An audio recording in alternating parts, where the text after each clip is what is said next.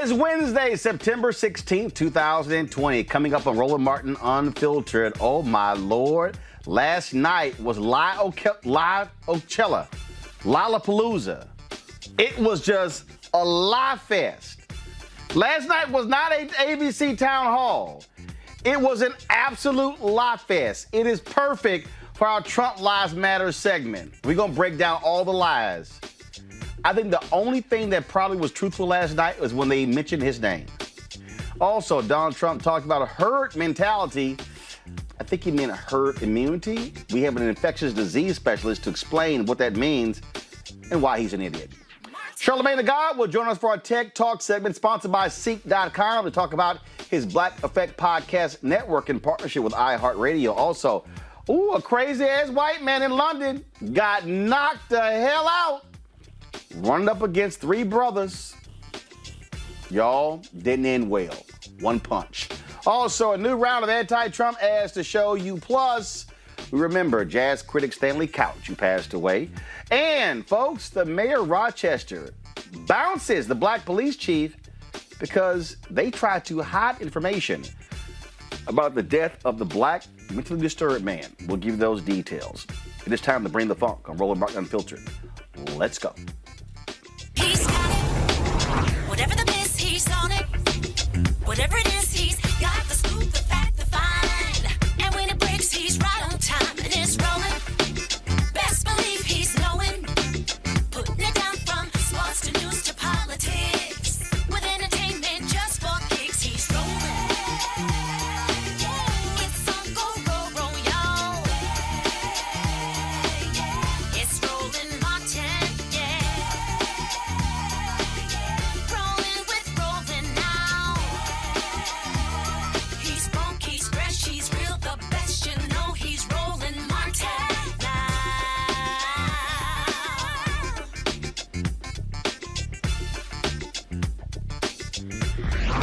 Martin! All right, all of you parents out there, how many of y'all have had this look when your kids start talking? This is the look that you make when you know your kids lying their ass off. And they just keep lying, and this is how you keep looking.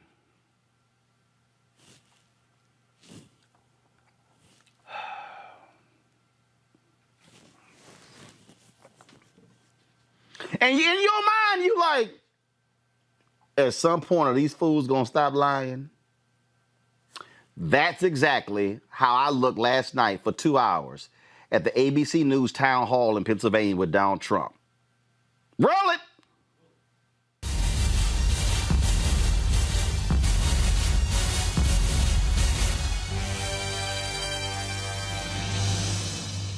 Y'all, it took place at National Constitution Center in Philadelphia.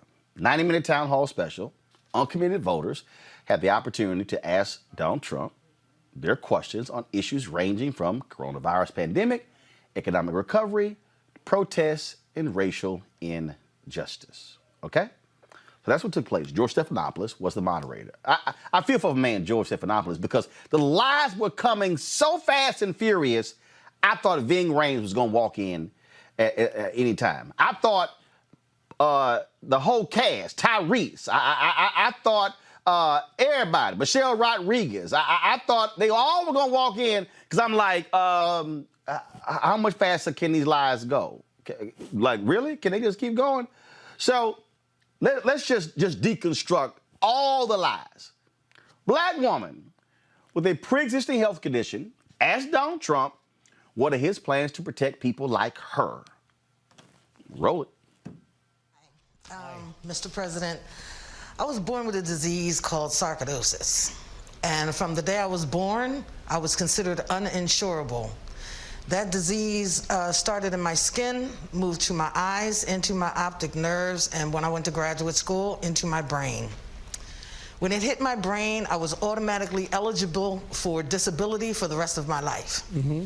I chose instead to get a bachelor's degree, a master's degree, a PhD, and become a professor. It's great. It is great, except I still have similar health care problems. It costs me, with co-pays, I'm still paying almost $7,000 a year in addition to the copay. And should pre-existing conditions, which Obamacare brought to fruition, be removed? No. Please stop and let me finish my question, sir. Should that be removed within a 36 to 72 hour period without my medication, I will be dead. And I want to know what it is that you're going to do to assure that people like me who work hard, we do everything we're supposed to do, can stay insured. It's not my fault that I was born with this disease. It's not my fault that I'm a black woman and in the medical community I'm minimized and not taken seriously. I want to know what you are going to do about that. So, first of all, I hope you are taken seriously. I hope you are. And we are not going to hurt anything having to do with pre-existing conditions. We're not going to hurt pre-existing conditions. And, in fact, just the opposite. If you look at what they want to do, where they have socialized medicine, they will get rid of pre-existing conditions. If they go into Medicare for All, which is socialized medicine, and you can forget about your doctors and your plans, just like you could forget under President Obama. He said you can have your doctor, you can have your plan, and that turned out to be a lie. Obamacare is too expensive, the premiums are too high, it's a total disaster. You're going to have new health care, and the pre-existing condition aspect of it will always be in my plan, and I've said that loud and clear. But you haven't come up with it. And we got rid of the individual mandate, which essentially ended Obamacare. Y'all, this fool actually said that Biden-Harris wants to end pre-existing conditions. Y'all, that's the most important part of the Affordable Care Act that Joe Biden was a part of when he was Obama's vice president. So how in the hell is the guy who helped create the bill now want to end the very thing that's in the bill? That's a damn lie. That's a lie. Donald Trump said, no, we don't want to get rid of that. But right now, as George Stephanopoulos said, you're at the Supreme Court right now trying to completely get rid of the Affordable Care Act. That's what he said. That's what Donald Trump said, y'all. It's unbelievable when you look at what this dude is doing. Constantly trying to weaken protections of the Affordable Care Act. Wants to get rid of it completely. He did not essentially end Obamacare, as he stated. The Affordable Care Act still exists. It still exists. Trump also suggested that Biden agreed to adopt what he called socialized health care advocated by Senator Bernie Sanders. No, he didn't. He actually rejected that. Roll it. But when you say that Biden doesn't want to do it, everybody else does. Bernie does. He agreed to the manifesto, as I call it. The agreement with Bernie is that you're going to go to socialized medicine. He ran against If you Medicare go to socialized medicine, well, he agreed. Fact. Biden does endorse the public option to allow people to opt in to a Medicare-like government insurance plan. But he has not agreed to anything, and he has spoken against Medicare for All, which Senator Bernie Sanders supports. Biden and Sanders went at this to the Democratic primary. So how in the world has he agreed to something that he was absolutely against? That lie completely out the window. A man who voted for Donald Trump and considers himself a conservative, pro-life and diabetic, asked Trump, why did he throw vulnerable people under the bus? He felt Trump was doing a great job at responding to the pandemic until around May 1st. Again, Donald Trump lies. We supplied governors, including this state, with equipment like nobody's ever gotten. We were short on ventilators because the cupboards were bare when we took it over. And we're now making thousands of ventilators a month, many thousands, and we're sending them. We don't need them in our country anymore. Not one person that needed a ventilator didn't get a ventilator. Everybody got a ventilator. And they're very complex, they're very hard to make, but we're making out tens of thousands a month and sending them to other countries who are in dire need of them. So I feel that we've done a tremendous job, actually. Donald Trump claimed that the cupboards were empty of ventilators when he took office is an absolute lie.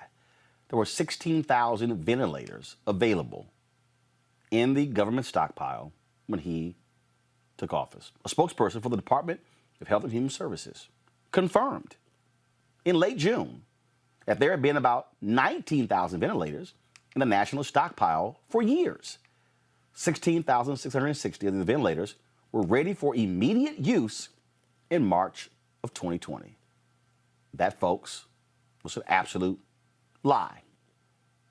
George Stephanopoulos asked Donald Trump if he made the wrong decision in praising the president of China early on during the coronavirus pandemic. Misjudge President Xi. I don't think I did. We just finished a trade deal. We just had the largest order of corn in the history of our country last week, the largest order of soybeans, largest order of beef, because they know I'm very unhappy. They know. But you said he was doing a good job, and now you're blaming China. No, I didn't say one way or the other. I'm not saying one way or the other. At the beginning, before anybody knew what it was, I spoke with President Xi, and he said, we are doing it well, we are having it under control, and I was very open with that. He told me that it was under control, that everything was, and it turned out to be not true, because it wasn't under control. It went all over the world, 188 countries. So I didn't say anything bad about President Xi initially, because nobody knew much about the disease. Nobody knew much about the disease. That is a damn lie. His own intelligence told him about it. Donald Trump repeatedly praised China's president. CNN identified at least 37 separate instances since January where Donald Trump praised China. Pull it up. January 24th. China has been working very hard to contain the coronavirus. The United States greatly appreciates their efforts and transparency. It will all work out well. In particular, on behalf of the American people, I want to thank President Xi. Really? But you said you didn't. You didn't praise him. That looks like praise. John Bolton said the reason he didn't is because he was so desperate to complete the trade deal, he did not want to criticize China. Donald Trump lied again. Here's the next lie. A young black woman who never voted before asked Trump why did he downplay the virus. And he said this.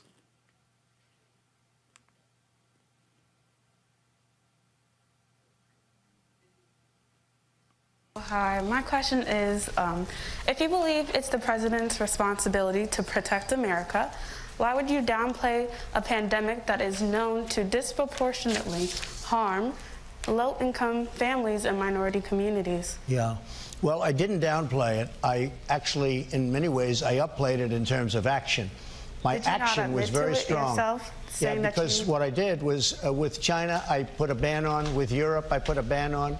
And we would have lost thousands of more people had I not put the ban on. So that was called action, not with the mouth, but in actual fact. We did a very, very good job when we put that ban on. Whether you call it talent or luck, it was very important. So we saved a lot of lives when we did that. Joe Biden was talking about in March about it's totally over-exaggerated. So Donald Trump didn't downplay it. Listen to this. This is an ad from Midas Touch using the audio of Donald Trump talking to Bob Woodward of the Washington Post, in his own words, downplaying coronavirus. It goes through air. You just breathe it. That's how it's passed. He knew it could cost him votes. It's more deadly than your strenuous flus. He knew it could cost him ratings. Turning out it's not just old people, Bob. Yeah, exactly. Young people, to plenty of young people. He knew it could cost him popularity.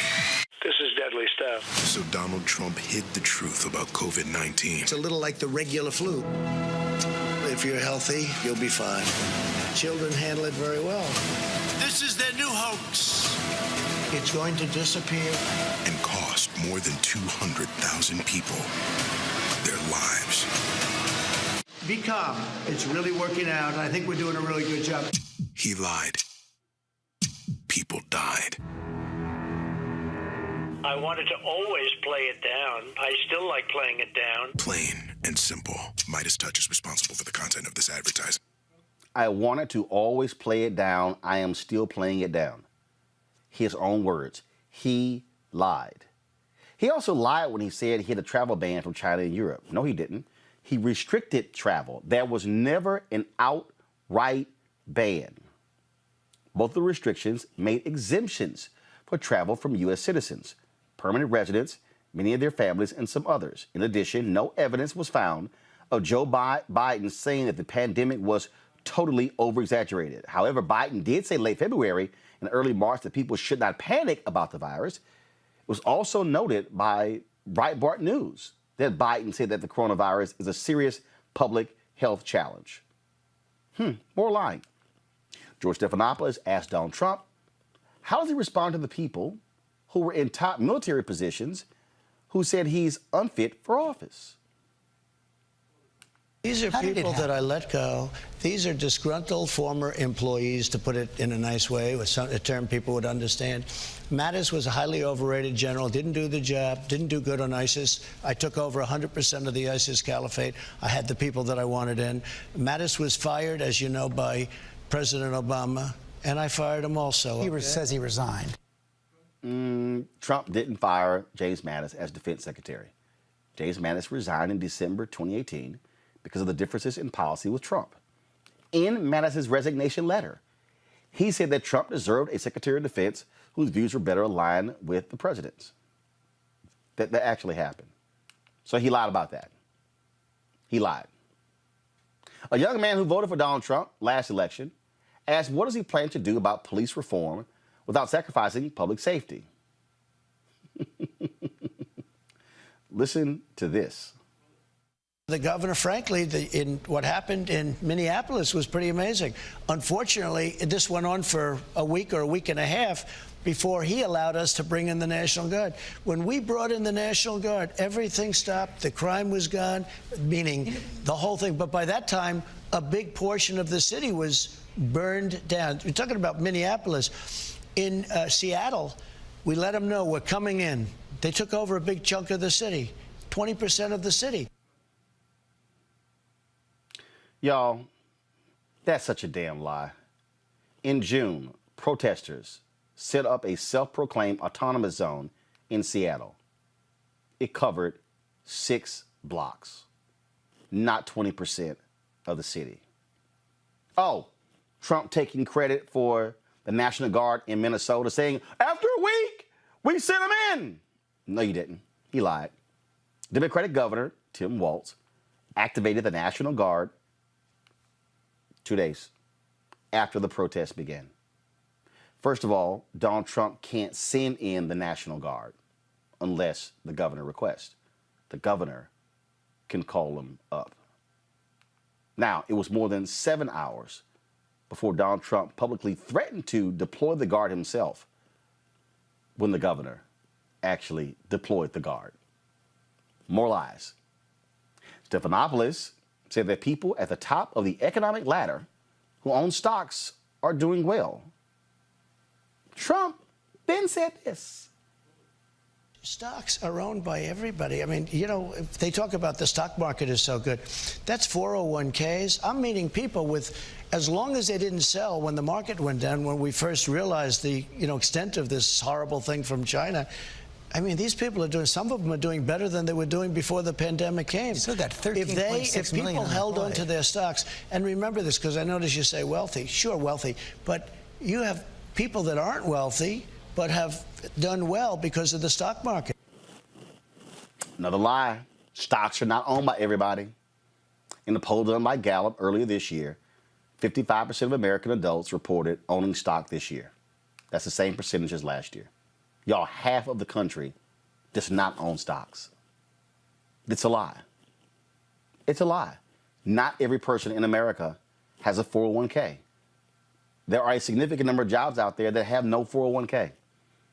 That's a lie. A black pastor who voted for Jill Stein in 2016 asked Donald Trump about racial inequalities and when was America ever great again for black people.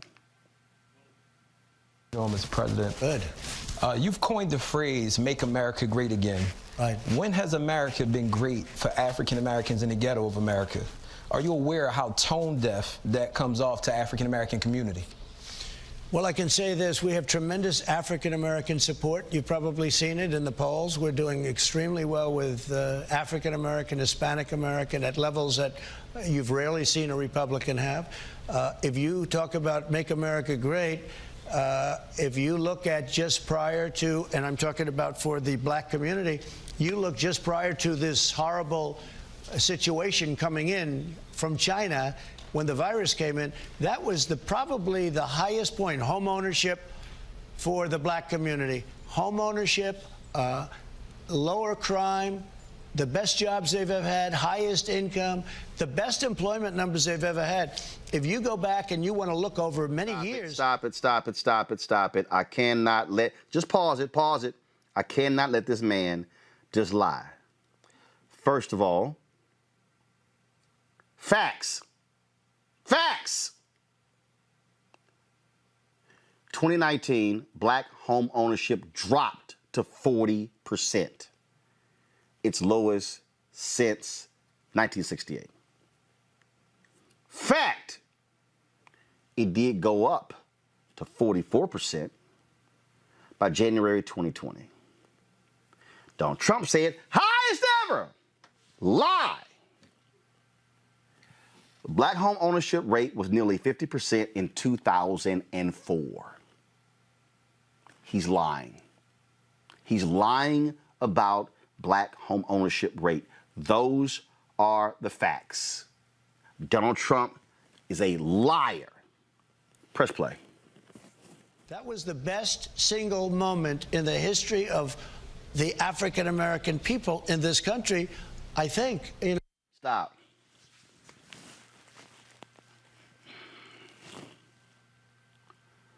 That was the best single moment ever in the history of America for black people. See, this is where liars lie. For Donald Trump, he's defining how great things were for black people solely based upon the unemployment rate, which, by the way, was double that of white people. But you notice how he will say, before coronavirus, no. Look, this ain't Golden Corral. You can't get to say, all right, I'm gonna skip over the fish and I'm gonna get me some chicken and I'm gonna skip over the carrots and I'm gonna get me some green beans over here. See, you got to take all of it. So Donald Trump wants to isolate. Oh, no. But before coronavirus, what's the black unemployment rate today? 14%? What was it when you became president? 7.2%? That means during your term, the black unemployment rate has doubled. Doubled. 14%. Doubled. Nice try, but you're lying. Press play. No, I would say. Well, I mean, your statement is, though, make it great again. So historically, the African-American experience, especially in these ghettos that have been redlined, historically, these ghettos that have systemically been set up and treated the way that they have been, the conditions of the drugs, the guns, and everything else that actually created the symptoms for what we see, that you profess to be just the democratic cities in themselves. These things have historically been happening for African-Americans in these ghettos, and we have not been seeing a change. Quite frankly, under your administration, under the Obama's administration, under the Bush, under the Clinton, the very same things happen and the very same systems and cycles continue to ensue. And we need to see, because you say again, we need to see when was that great, because that pushes us back to a time in which we cannot identify with such greatness. And I mean, you've said everything else about choking and everything else, but you have yet to address and acknowledge that there's been a race problem in America. So if you go, well, I hope there's not a race problem. I can tell you there's none with me, because I have great respect for all races, for everybody. This country is great because of it. But when you go back 6 months and you take a look at what was happening, you can't even compare that with past administrations. When you look at income levels and a lot of things because of the job situation where they had the lowest income, the best unemployment numbers they've ever had, the black community by far. And that was solving a lot of problems. And you know what else it was? It was bringing people together. I was starting to get, just before this was, we were having a long run of success. I was starting to get calls from Democrats that, hey, it's starting to work. Let's get together. People that you would never have thought this would have happened with. There was going to be unity. But unfortunately, that was hurt because we got set back. But now, I think next year is going to be one of our best years economically. But income equality is still, income equality is higher. So, I mean, jobs can be produced, but at the same time, in a lot of these big major cities where African Americans are underserved, under-resourced, that's an $8 job. Does not mean that they can necessarily afford to live where they have to live or where they've been living at for the last 20 years. Well, the income inequality, which I agree with you, is a problem. I always agreed with that. But if you look under President Obama and Biden, the income inequality was phenomenal. It was record-setting. It was It's terrible. getting worse now. Well, we're talking about a plague coming in. Before the plague, we were doing very well. Now, we will soon be doing well again because we're going to have a fantastic third quarter. You're seeing the numbers come in. I think you're going to have a GDP that's mid-20s and maybe much higher. Somebody said 35. I don't know. These are all records we're talking about. And you're going to have a very good, economically, you're going to have a very good year next year. But I agree with a lot of the things you say, but you have to look back. Because we really had it going well. Had we not been hit by this horrible disease that came into our land, and all over the world, by the way, came all over the world, we would be in a position where I think income inequality would be different. It was really getting there. We were really driving it down, we have to move on. But even before the pandemic, the average black family was earning half of what the average white family was earning, even if you hold education constant. You're right. I can only compare it to the past.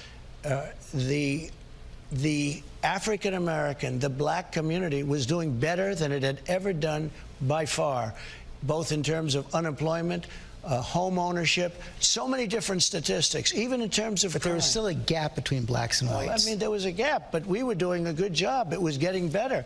And then it was artificially shut down by this disease that came onto our land. Absolute lies, top to bottom. Oh, it was getting better. It was getting better. It was Obama. Did he forget about the financial crisis that happened under President George W. Bush that Obama and Biden inherited and had to dig America out of? I'm sorry, that didn't happen? Oh, so only calamities affect you. So you want to have a discussion about what happened before COVID? Do we want to talk about the fact that, and we'll discuss it later, 75% of the children who have died from COVID are minorities? Do we want to talk about the disproportionate impact of black people dying, being infected due to coronavirus? So you don't want to talk about that? Oh, I thought so. Okay. Trump was asked about the racial injustices and what can be done to address them. Listen to this. Hello, Mr. President. Martin Luther King Jr. once famously wrote, "Injustice anywhere is a threat to justice everywhere." In the light of the ongoing protests surrounding the deaths of George Floyd, Breonna Taylor, and the recent shooting of Jacob Blake, do you feel racial injustices are occurring in this nation? And if so, what can be done to address them? Well, I think they were tragic events, and I do feel that we have to also take into consideration that if you look at our police, they do a phenomenal job. You'll have people choke, make mistakes. Right there. Stop right there. Pause it. Wow, they were tragic events. Oh, but the cops are doing great. Forget George Floyd. Move on. I don't. Just Jacob Blake. Move on. Oh, the cops are phenomenal. They're awesome. They're fantastic. Play. And they happen. It happens where they have to make a fast decision and some bad things happen. And you also have bad apples, but you have 99% great people. I know the police forces very well. I think almost every one of them, if you look, I've been endorsed by so many of them. And these are great people. And I will say this, if you're going to stop crime, we have to give the respect back to the police that they deserve. They've done a fantastic job in so many locations, but then bad things happen. Look at New just damn people who've gotten shot. Oh, no, we got to give respect back to the cops. We got to respect them. We got to, we got to show them some love. We got to just give them all the respect. Completely ignored her question. Completely. Oh, 99% of the cops are great. They're just fantastic. They're amazing. Let's play.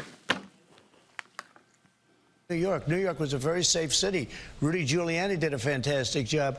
The city was safe, and then all of a sudden we have a mayor. He starts cutting the police force, and crime is up 100%, 150%. I saw one form of crime up 300%.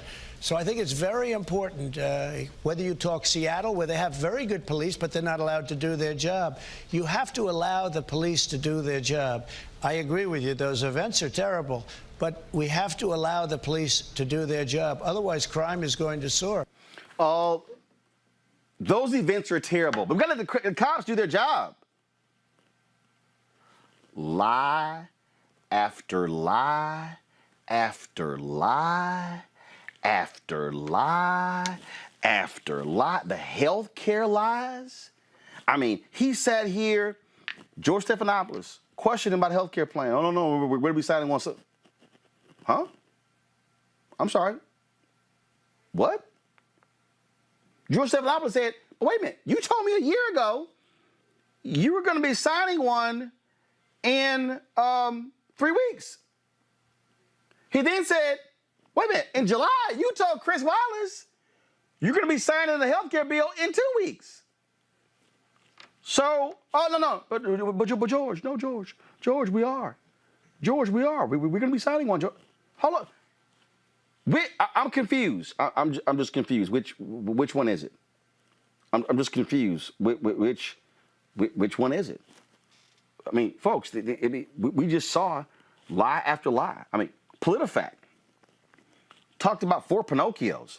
I mean, my God, they went through this whole deal, laying out lie after lie. Let me just bring my panel right now. A. Scott Bolden, former chair of National Bar Association Political Action Committee. Robert Patillo, executive director, Rainbow Push Coalition, Peachtree Street Project. Long Victoria Burke, NMPA. Robert, I'm going to start with you. I mean, I'm just Robert. I'm going to start with Robert. I'm just crazy. Trump, we have 20% of the cases because of the fact we do much more testing. If we wouldn't do testing, you wouldn't have cases. You would have very few cases. Oh my God, that's just PolitiFact say that's just flat out lie. I mean, Fauci said we've done a great job. The whole deal with President Xi and the whole deal with masks. Donald Trump, Joe Biden said I was xenophobic because I put the ban on, and I thought that was very unfair. By the way, he's totally taking that back. Actually, Biden didn't say that. He didn't say that. I mean, just just constant lies. Yesterday was a lie fest. Go ahead, Robert. Well, Roland, as I always say, I think chasing Donald Trump's lies is a quick sonic voyage at best. If people cared about Donald Trump lying, he wouldn't have got elected last time. So the idea that somehow tracing down and fact-checking every lie that he tells is going to be an effective electoral strategy, I don't know how effective that is going to be, because while we spend an hour breaking down each and every syllable of what Donald Trump says, I have no idea what Joe Biden did yesterday. I don't know where he campaigned at. I don't know. He hasn't come on this show. He hasn't come on my show. He hasn't done a circuit of black radio. We haven't seen that those mail pieces. They've just started airing ads targeted at African American men. So while Trump may lie, it gets him on TV continuously in the news cycle. It's as if Trump is running against Trump. So when you're running against yourself, that means you can completely control the narrative, and the other party in the arena just becomes a junior partner. So I think regardless of what Trump Trump does, as long as he dominates that news cycle, as long as he gets that $3 billion in free media that he got in 2016, then this is advantage Trump. So whereas some people are put off by the lie, other people listen in sound bites and 30-second bites on their phone, that if he can have a plausible answer, that's all the fact checking they're going to do. So I think this is still a net positive for Trump. Actually, I disagree, Lauren, because the reality is this here. And again, this is the strategy that Joe Biden should employ in every single debate. When Trump lies, he should say, that's a lie. When he lies again, he should say, that's a lie. When he makes up, he goes, another lie. He shouldn't use the word falsehoods. He shouldn't say malarkey. He should say, right there is a lie. And that's another lie. And that's another lie. And that's another lie. That is the only way. Okay, when Donald Trump got checked last night by voters, he started stumbling and bumbling. That's the only way. You have to call the lies out. Otherwise, if you don't call out lies, Lauren, and you allow them to stand and only discuss your record, then you give the impression that what he's saying is true. Well, then that's the game that he's playing. Donald Trump is well aware of the fact that there's 5 or 6 million people watching every time this happens. Last night it was 3.8 million. So he's playing the game he always plays, which is he figures a certain percentage of the people watching don't know that what he's saying is inaccurate. He can get it out there into the narrative bloodstream. He can just sort of keep talking. And if the anchor, if the person who is moderating the discussion doesn't step in and stop him, which unfortunately can't be his opponent, although I think at the debate we will see that happen, it requires someone standing there, whether it's the person asking the question or the journalist moderating the debate. It requires somebody to check him right then and there. We've already seen in the White House briefing room multiple times that when he gets checked in real time, he can't withstand that. He's very not good, because I'm sure he spends most of his life with a bunch of yes people around him that don't say anything to him, corrective. So that is the moment that you have to have, that you can kind of loop over and over and over. But Donald Trump is playing the percentages. He figures, I can just straight out lie. I get it on TV. My supporters hear it. We understand that, 80% of the electorate is pretty much locked in almost any election. So the 20% that may or may not be undecided is the only group that you're talking to anyway. Interestingly enough, he lost to 2 reality TV shows last night in the ratings, America's Got Talent and Big Brother. But he still knows that 4 million people are watching. So if he just gets it out there, he just says whatever he wants, because he understands that even though he's lying, a lot of these clips get replayed again and again. And in his head, in his PR world, that's a win. Oh, this is the, Scott, this is the Project Lincoln ad they dropped specifically about Donald Trump's health care plan. What we're doing is we're going to be doing a health care plan, pre-existing, protecting people with pre-existing conditions. We're going to be doing a health care plan very strongly and protect people with pre-existing conditions. You're arguing in the Supreme Court right now to strike it down. That would do away with pre-existing conditions. So that we can do new health care.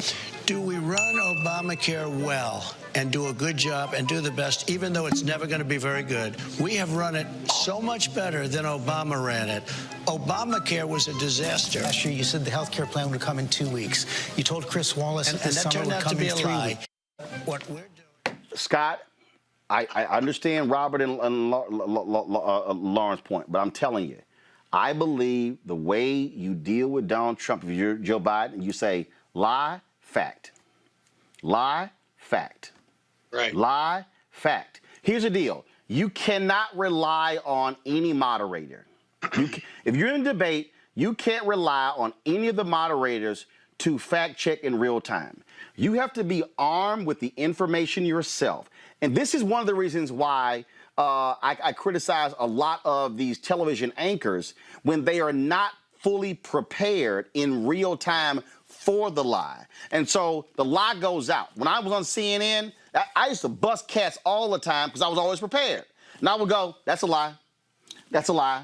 What you just said is a lie. Because you got to hit them right there. Otherwise, if you allow the lie to stand, the person at home goes, well, no one said anything, he didn't say anything. And the whole deal, let's wait for the fact check after the debate. No, hell no. You got to hit the lie on the spot. Yeah, and you got to hit every lie. It's like putting a trial together. I'm a trial lawyer, litigator.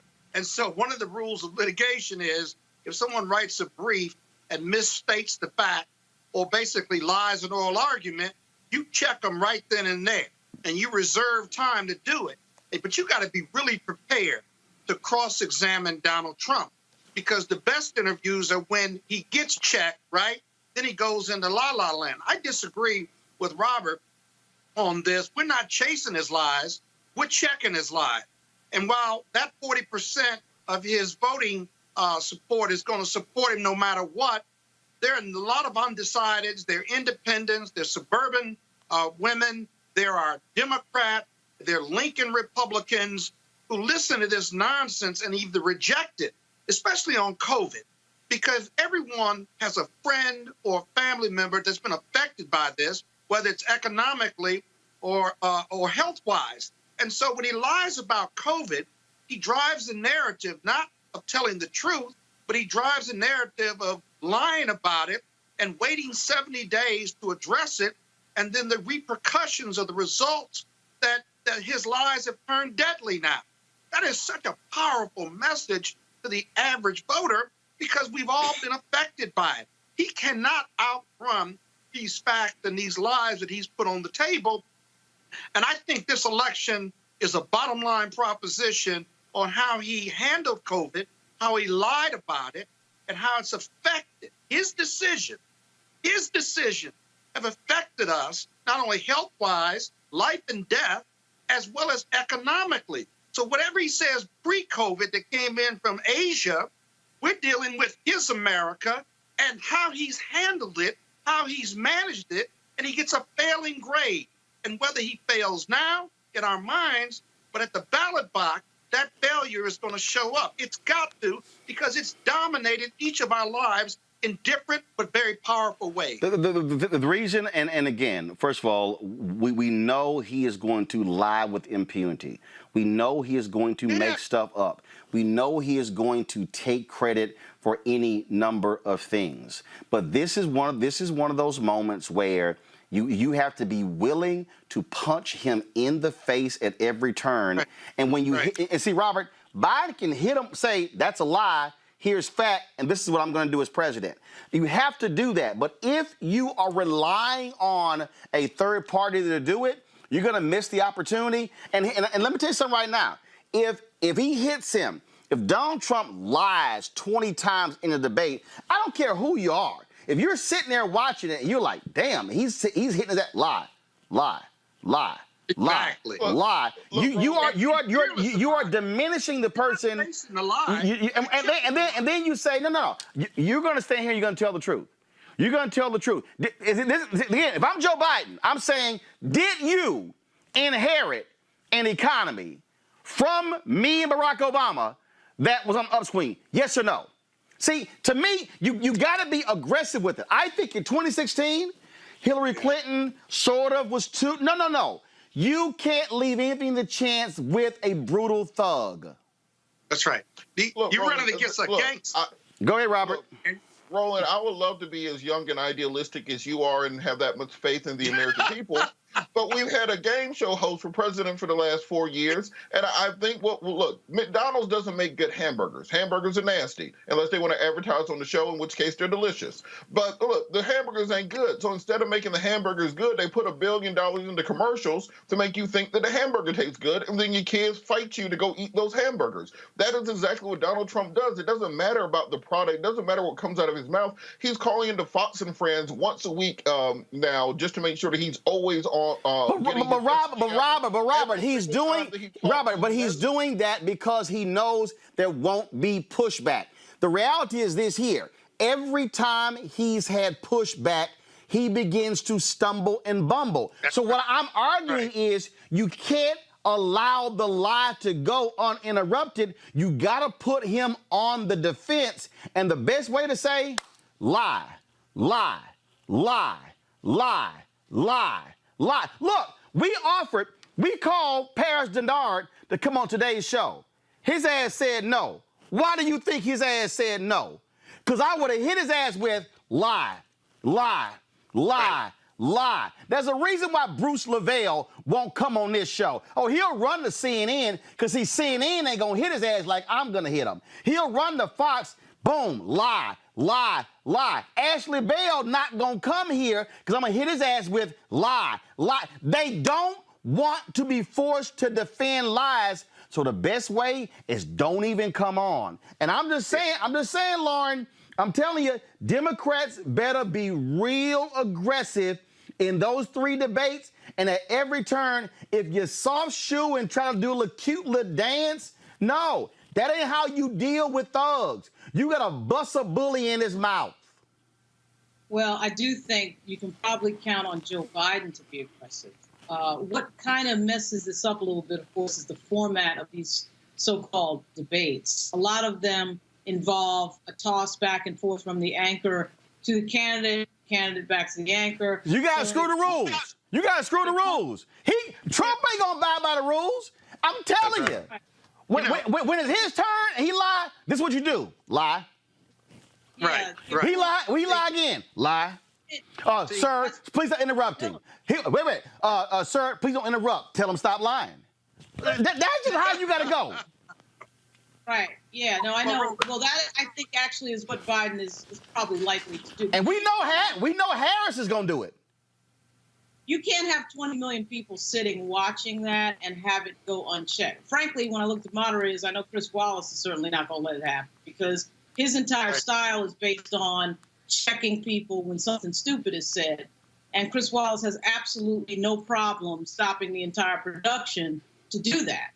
But you got to have people who are assertive. It can't be Norah O'Donnell and Gayle King. It can't be infotainment anchors. It can't be any of that stuff.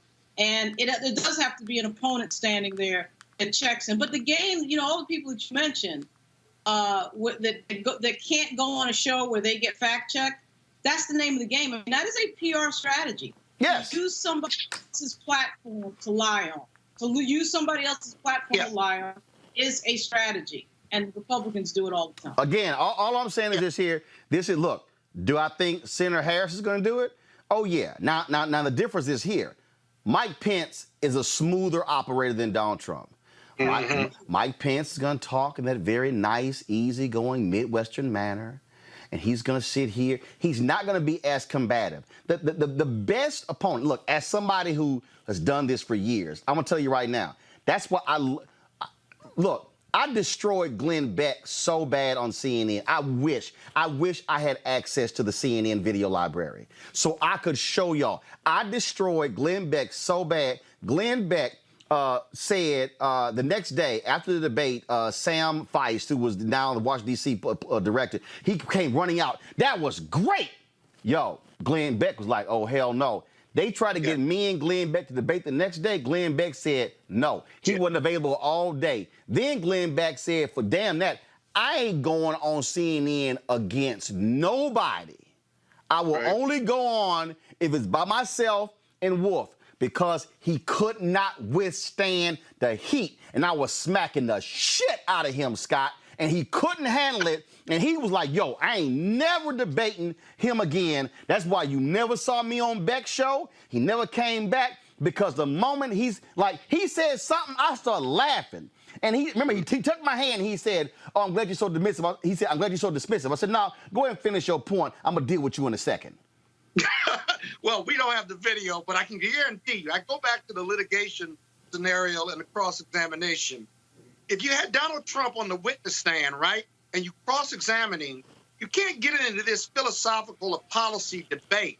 You have to keep your questions short, to the point, and in response to his questions. But most importantly, you got to be very well prepared.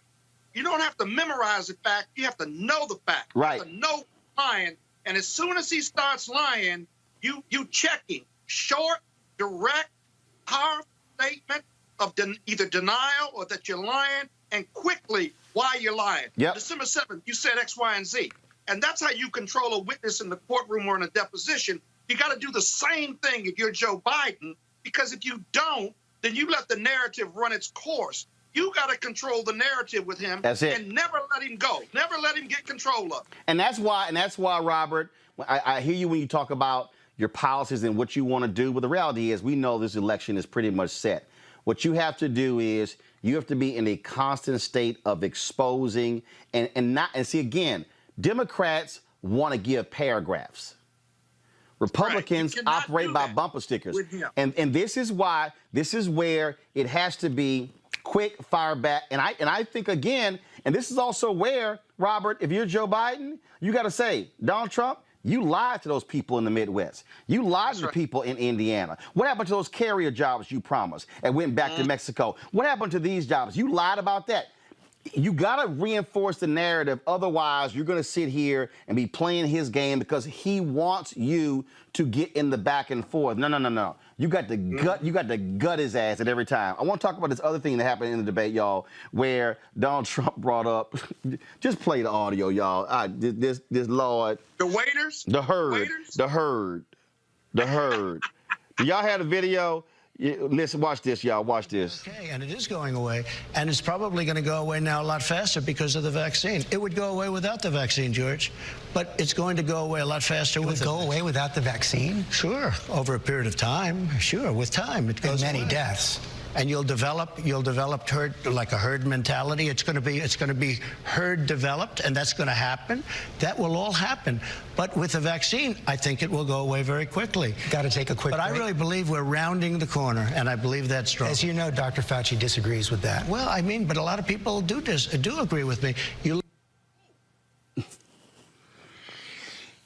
See, that's what you asked him who. Let me bring up Dr. Alexia Gaffney, an infectious disease expert. Doc,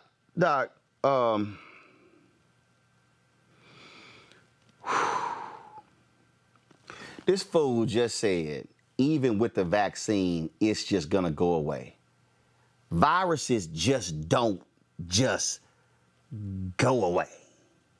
No, they don't, Roland. I mean, if you're going to jump out of your lane, at least speak the right language. It's not herd mentality, it's herd immunity.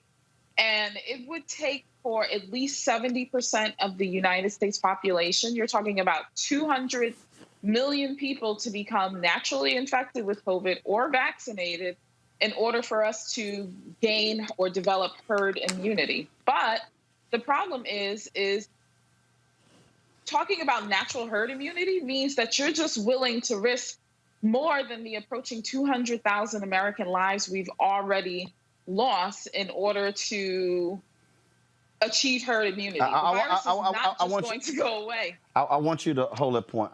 That was a guy, he sent a tweet out, and he, let me switch. I want to show this, y'all. And I just want to get your thoughts on this, because on this whole notion of herd immunity. This is what he, hopefully I can show it. This guy, Kyle Felster.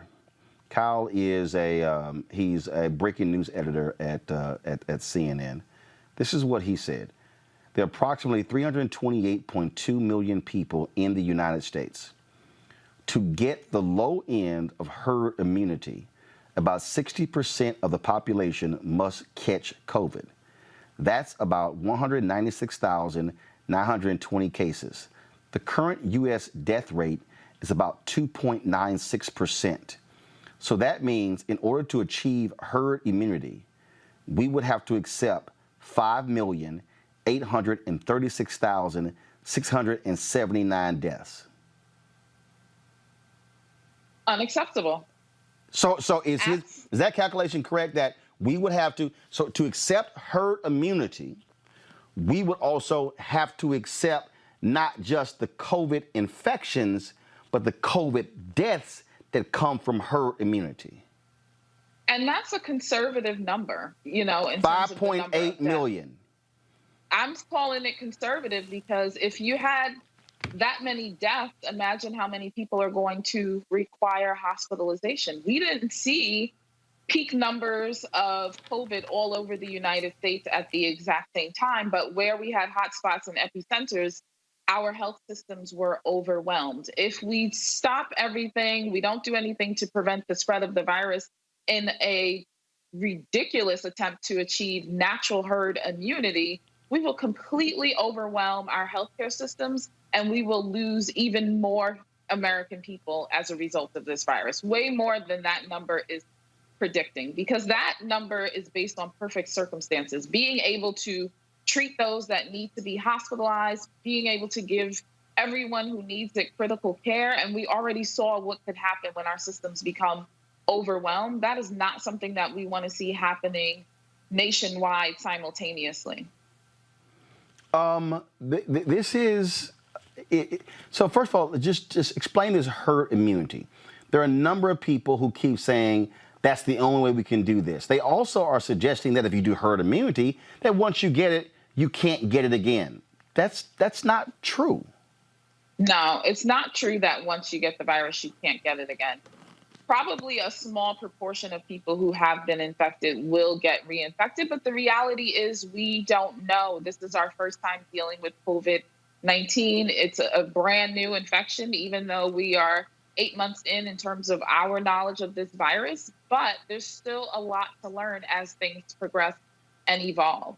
So the concept of herd immunity is that if the majority of your population is immune to an infection that is communicable or contagious from person to person, whether that immunity comes naturally or whether that immunity comes via a vaccination, then you protect the overall population or community or herd, because with less and less individuals susceptible to the infection, then the people who haven't been vaccinated and the people who haven't had the infection are protected because you stop the spread or propagation of the infection. So that number needs to be around 70%.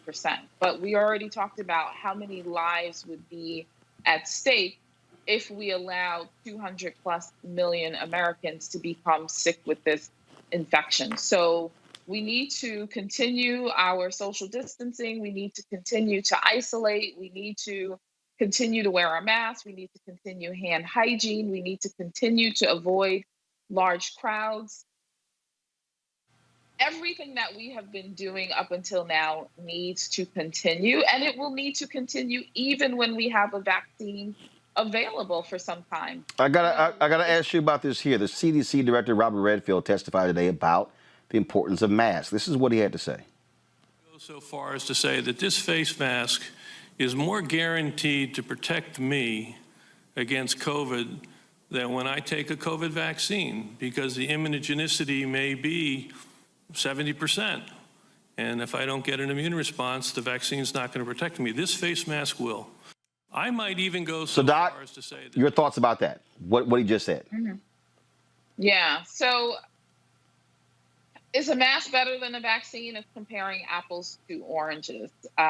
We still will need to continue to take the isolation and social distance precautions, even when people begin to get vaccinated, because the reality is not everyone is going to get vaccinated, and there's no such thing as a perfect vaccine. So if you're talking about only a particular proportion of the population getting vaccinated and then the vaccine having efficacy or protecting 70% of the people who receive it, there's still some significant gaps that we need to keep in mind. And so we will still need to continue to wear our mask. Nothing in this pandemic situation is a get out of jail free card. So we really just have to be vigilant, and we have to let this thing, in a sense, run its course, but not run its course like take off your mask, go do what you will, return back to life, and see where the cards fall. That's not what we're talking about here. It really needs to be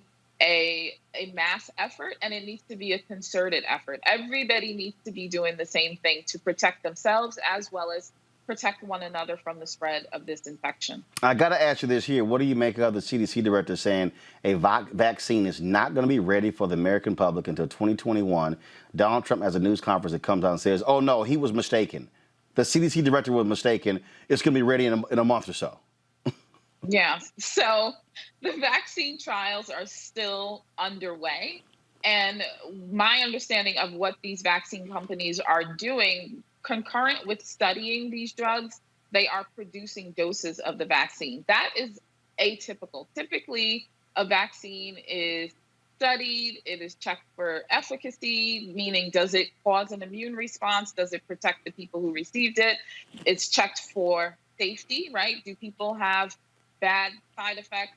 Are they terrible side effects? Are they side effects that we can accept, like what's the risk versus the benefit of receiving the vaccine. And if the benefit far outweighs the risk and you're not endangering people by giving the vaccine, then you go into production.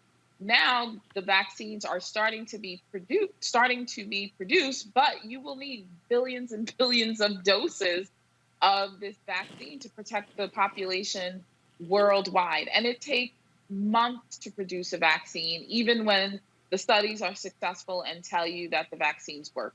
So he's really speaking lies. I'm going to just stay on the path that you're on, lies. You know, he's saying things that are not scientifically possible, but that's what happens when you jump out of your lane. He needs to let the experts speak so that we can receive the truth and so that people continue to do the right thing. Giving people false hope, telling people to let their guard down, you know, making light of the situation is dangerous, and we are seeing the consequences of this over and over and over again. Well, the expert did speak, but then he's contradicting the experts, and that's part of the problem. Doc, we surely appreciate it. Thank you so very much for joining us. Thanks for having me on. All right, then. Robert, you asked, you don't know what Joe Biden is doing. Joe Biden did speak about the issue of vaccines today. This is what he had to say in his news conference. With 7 of our nation's top public health experts on the state of the pandemic, the steps we need to curb the spread of the virus, and the challenges of distributing a safe and effective vaccine once one is identified. Before I turn to those issues, let me say a few words about the President's comments last night. Even before acknowledging to Bob Woodward on tape that he was fully informed on the gravity of the danger related to COVID-19, he refused to warn the American people. Again, last night in television town hall, the President revealed in no uncertain terms the lack of seriousness with which he continues to take this pandemic. Nearly 8 months after this crisis, on the doorstep of 200,000 American deaths, President Trump has refused once again to take responsibility or to take action. By his own admission, he continued to lie about COVID-19. He doubled down on the catastrophic mistakes that he's made. And perhaps, worst of all, he made clear that he still doesn't have a plan to bring us out of this crisis. He even said, and I quote, "A lot of people think that masks are not good, undercutting the easiest, most effective means we have for reducing the spread of this disease." This virus is still taking nearly 1,000 lives a day. The forecasts show that those numbers are likely to climb this winter. But incredibly, Donald Trump insists that he wouldn't have done anything differently. Not one thing. Last Friday, we learned that another one of the thousands of Americans died due to this virus, and it continues to rise.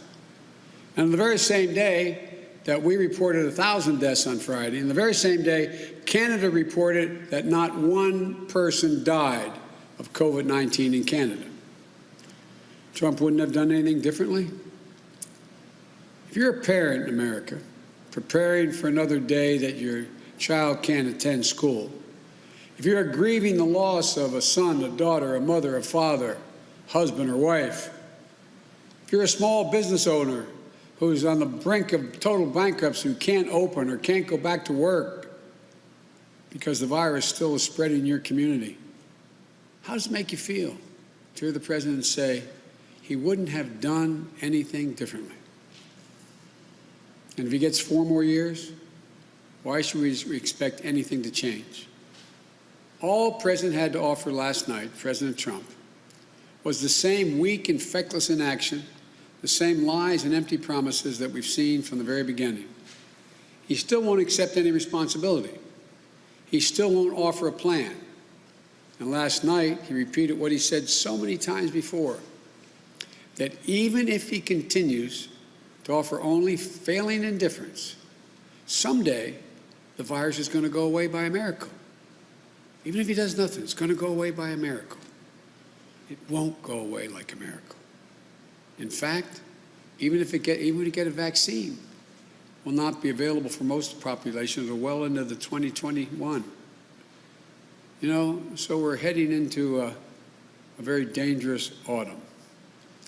The fact that the University of Washington model, which the White House has previously touted, projects that cases and deaths are going to spike this November and an additional by 215,000 Americans, they say, are going to die. Began the spike in November, but by the first of the year, 215,000 will be dead, additional. That's more than have already died. We need leadership right now to prevent that from happening. The same university model shows, the University of Washington model, shows that if there's universal masking, these deaths could be, projected deaths could be cut in half. We could say between... All right, folks, 47 days until the election. Early voting is starting. People are already casting ballots. Ballots were sent out in North Carolina. We're seeing it happen. Joe Biden and Senator Kamala Harris stepping up their events. Biden has spent time in Florida. He is trying to shore up support there when it comes to Latino voters. New poll is out.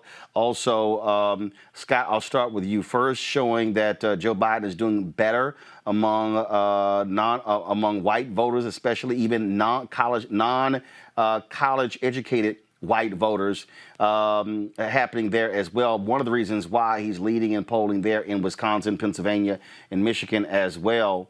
And so it's very interesting when you start looking at these various numbers. Also polling coming out showing the Senate candidate in Maine with a 12-point lead over Susan Collins. Democrats are leading in Arizona, leading in North Carolina, also tight race in Montana. The reality is that Democrats could very well get control of the United States Senate. Why is that important? Just today, Mitch McConnell has pushed through 6 more federal judges, 8 federal judges this week. Donald Trump last night said they hope to hit 300 by the end of the year. And so this is where the rubber meets the road now when it comes to driving turnout. That is going to be the difference. It's going to come down to how many people on your side gets turned out versus the other side.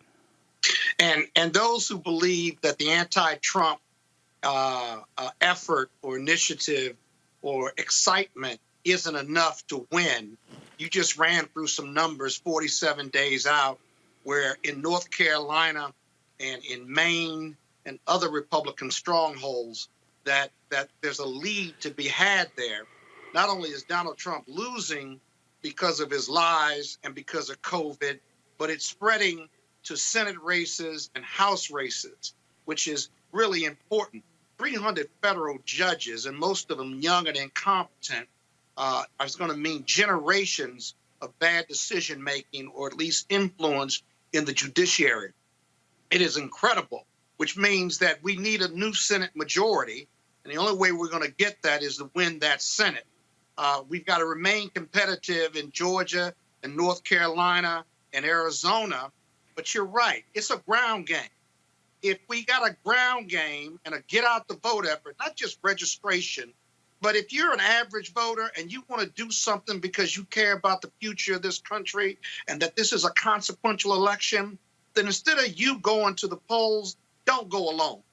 Take 3, 4, 5 people. Go back several times and take people to the polls to vote, because it's the only way you can ensure that we win this election, because we're not just running against Donald Trump and the GOP, and I've written about this and I've said it on this show.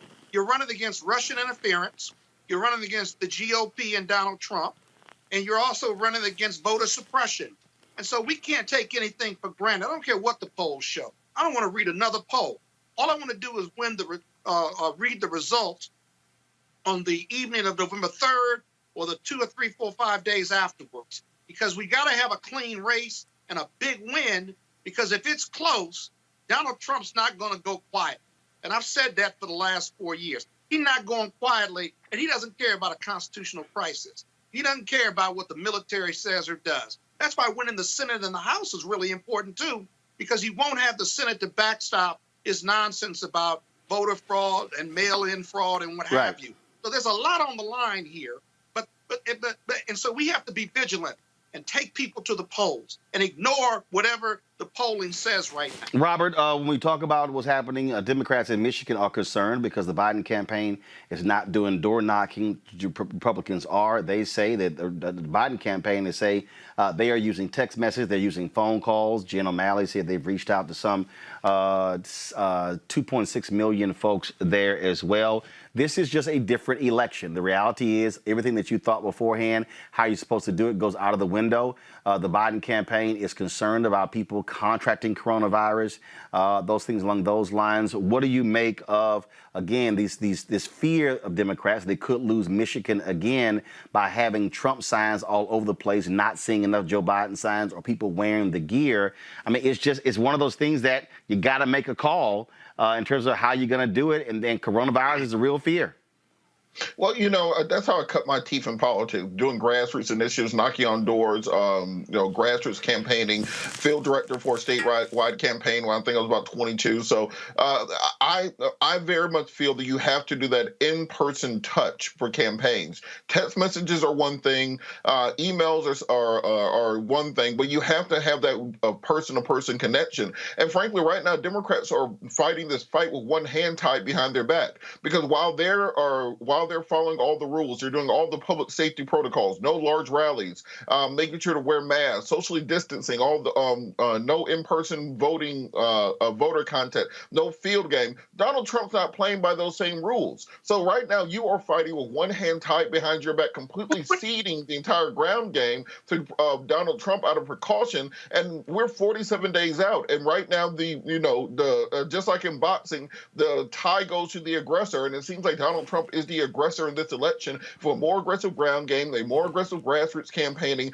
a more aggressive media strategy. Even the clip you made of Biden was just Biden talking about Trump. The election is completely about Trump, and the tie goes to the puncher. Donald Trump's the puncher in this case. Lauren, if we talk about what's going on, again, when you look at how people are responding to this election, University of Georgia, is amazing how they're perfectly fine with football, but they won't have an early voting location on the University of Georgia campus. Wow. I wonder why. I keep telling people these Republicans don't like all of these college students, white college students who are voting Democrat. That's sort of the game that they've been playing. This here was the statement they sent out today. Due to the concerns about long voting lines and insufficient indoor space required to maintain social distancing necessitated by the COVID-19 pandemic, the university determined early this summer that there will be no on-campus voting site at the Tate Center this fall. Those comparing this matter to a football game should be able to recognize that football games will be played outdoors, but we will still require social distancing by substantially reducing capacity in the stadium. We have eliminated tailgating as well due to a desire to keep the campus as safe as possible and limit visitors during the pandemic. Students will still be able to vote at other locations, including one in downtown Athens, to which the university will provide a shuttle service for student voters. What I don't understand, Lauren, is you got a damn basketball arena. That not big enough to have an early voting location? Hell, if you're going to do early voting location, this football stadium is not going to be open every single week. Let them vote inside the stadium. Well, obviously, everybody knows the game in Georgia, having obviously what we saw with Stacey Abrams in the election effectively being stolen. There's a Senate seat that is in contention in Georgia as well. They're not even really hiding it or trying to feign what they're actually doing. It's just right in your face, right there for everybody to see.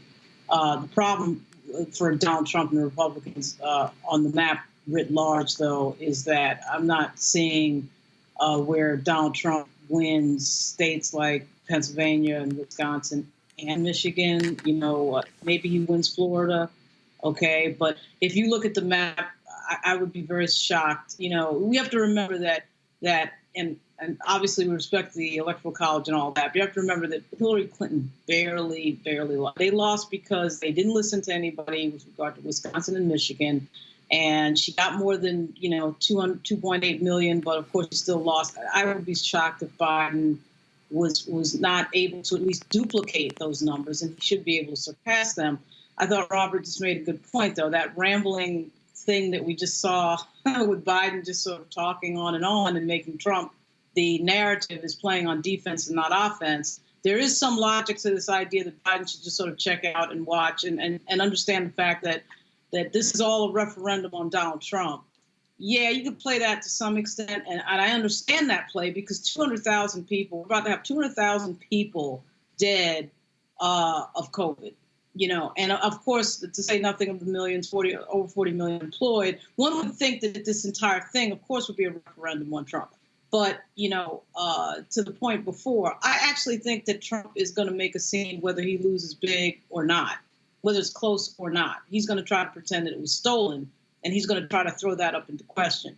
I really think the Republicans are going to lose the Senate. We see a few races, obviously, Colorado and Maine, where it's kind of, they're down by a lot, the incumbents, the Republican incumbents. And I think that's going to play a big role in the discussion right after the election. But this entire strategy has to switch to early voting and mail-in ballots. And they are showing actually that text messaging has an 80% open rate. So text messaging has been a big deal this particular cycle, given COVID. But the Democrats do have to get serious and figure out their door knock strategy, because that they can't just kiss that goodbye. So it'll be interesting to see what Biden's people do. But they are they're starting to worry me, because I'm hearing some things that I heard back in when we had Hillary running, and that is worrisome. One of the things that Ohio Supreme Court, they ruled that the Secretary of State cannot limit counties to only having one mail drop box. Republicans have been attacking one of the Democratic judges. Scott, this is unheard of. The Ohio Supreme Court Chief Justice, a Republican, is blasting the state Republicans for their attack on that Chief Justice Maureen O'Connor of the Supreme Court of Ohio. I condemn in the strongest possible terms both the statement released by the Ohio Republican Party on September 15th, 2020, and its unsigned authors. The statement disparages the integrity of Franklin County Common Pleas Judge Richard Fry. The publication accuses Judge Fry of colluding with the Ohio Democratic Party and labels him a partisan judge. Every one of Ohio's 722 judges, 800 magistrates, and numerous active retired judges should be greatly concerned and voice their dismay at the irresponsible Republican Party allegation that politics control the judge's decision. This is a blatant and unfounded attack on the independence of the Ohio judiciary. Republicans, again, are masters at voter suppression. They don't want additional mail drop boxes, and this is how they weaponize secretaries of state. We saw it with Brian Kemp in Ohio. We saw it, in Georgia. We previously saw it when Ken Blackwell was Secretary of State in Ohio. Of course, we can go all the way back to 2000. Catherine Harris in Florida and numerous other states. These are the games they play in order to try to cheat to win. Yeah, but the accusations against the judiciary, I'm not surprised, even though we have elected judges and it was a Republican chief judge of the Supreme Court in Ohio. The judiciary has got to remain independent and have its integrity. And so this is the strongest statement the chief judge could make. Damn the politics, if you will. And he's absolutely right about that. This is the Republicans' efforts to legalize voter suppression. We've talked about their efforts in North Carolina, South Carolina, Georgia, Florida, and even in Ohio, because Ohio is such an important swing state and in the heart of America. You've got to come out against that. What's amazing to me is that there's not more outrage from Republicans and Democrats because about the Republicans who want fewer people to vote than an expanded voter population that makes all the sense in the world. It's such a fundamental constitutional right. You actually have a political party, an important one, a big one, one of the two major parties who actually want fewer people to vote because their ideas are not that popular. It is anti-American, it's anti-Constitution, and yet that is a premise of the Republican Party. All of us should be outraged with that, all of us. But the reality is this here. They're going to do what they do, Robert, and I keep saying this here. You got to go with the scene from Remember the Titans. You got to leave no doubt. You have to bury every Republican in every state. You must bury them with a wide margin. I'm not talking winning by 10, 20, 30, 50,000, even 100,000. I'm talking about you trying to run up the score. You got to run up the score in North Carolina, in Georgia. You got to run up the score in Florida, in Wisconsin, in Pennsylvania, in Michigan. And if you're the Biden-Harris campaign, you're going to be aggressive as hell. You're going to be putting money on the streets. You're going to be pushing every get out the vote group as well, because you have to leave no doubt, because Trump and the Republican Party are going to try, if it's close, they're going to try to do what they did in Florida in 2000, to throw out 10, 20, 30, 50, 100,000, as many ballots as possible in order for them to steal a victory. Well, you're completely correct. And remember, we have 2 Senate seats up for grabs here in Georgia. Pastor Warnock running for one, and John Ossoff running for the other. And part of what I think Democrats make a mistake is they still have this idea that they're going to get their voters back. Those 1960s to 1980s Democratic voters, the truck drivers, the Rust Belt voters, the working class white voters. And at the same time, you look at a state like Georgia, where you have a 35% African American population, 10 to 12% of the Hispanic population, 53% of the state is female, one of the largest LGBTQ populations in the country. Get those people to vote instead of trying to get those rednecks in Brunswick to come back to the Democratic Party on economic anxiety issues. Campaign to the people who will vote for you. Remember, Donald Trump won states that include cities. Yeah. Donald Trump won states that include cities like New Orleans, Houston, Philadelphia, Detroit, Gary, Indiana. Those are states that Donald Trump won. Charlotte, North Carolina, Atlanta, Georgia, Miami, because you're not motivating your people who are in these urban areas to turn out in record numbers. If Hillary had gotten Obama 2012 numbers, she would have won. If Biden gets Obama 2012 minority turnout numbers, he will win. But they're not putting that work in. And as I said, I have not seen Joe Biden sit down on this show of Roland Martin to talk about what he wants to do for the black community. Well, not sitting down with Cardi You B. got to drag him to the poll. But let's wait. Let's be clear. Hold up. 1 second. Invitation is in, not only for Biden as well as for Harris as well.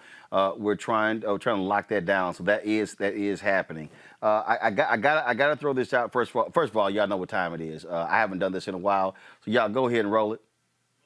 No charcoal grills are allowed. Is this the crazy white people? I'm white. I got you, huh?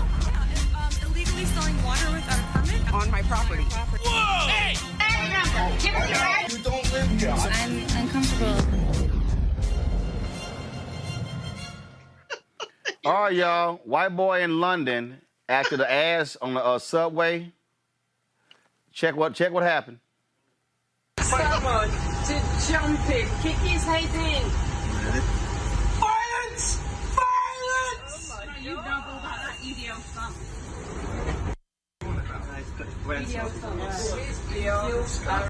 Roll with the EDL stuff. Okay. I don't roll with the EDL stuff. Worse than them, isn't it? Yes! You're right, why take the shower? Why take the shower? Shouting does not make a point. EDL stuff.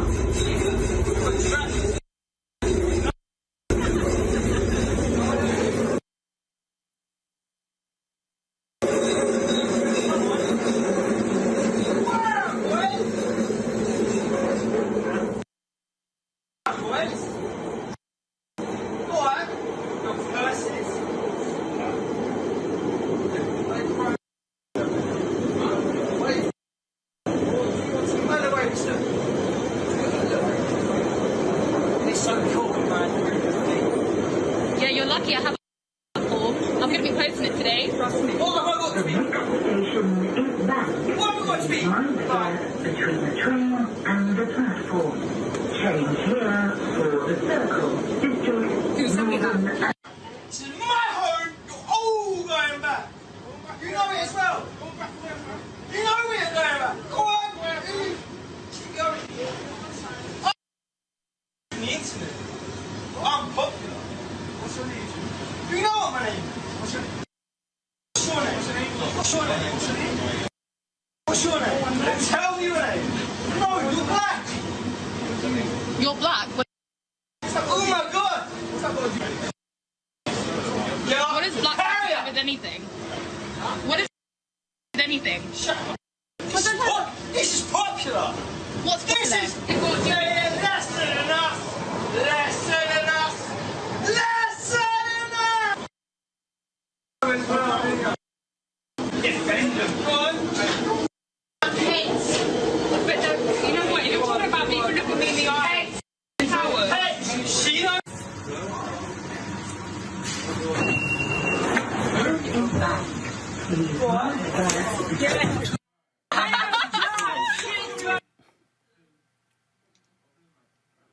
I think he's still asleep.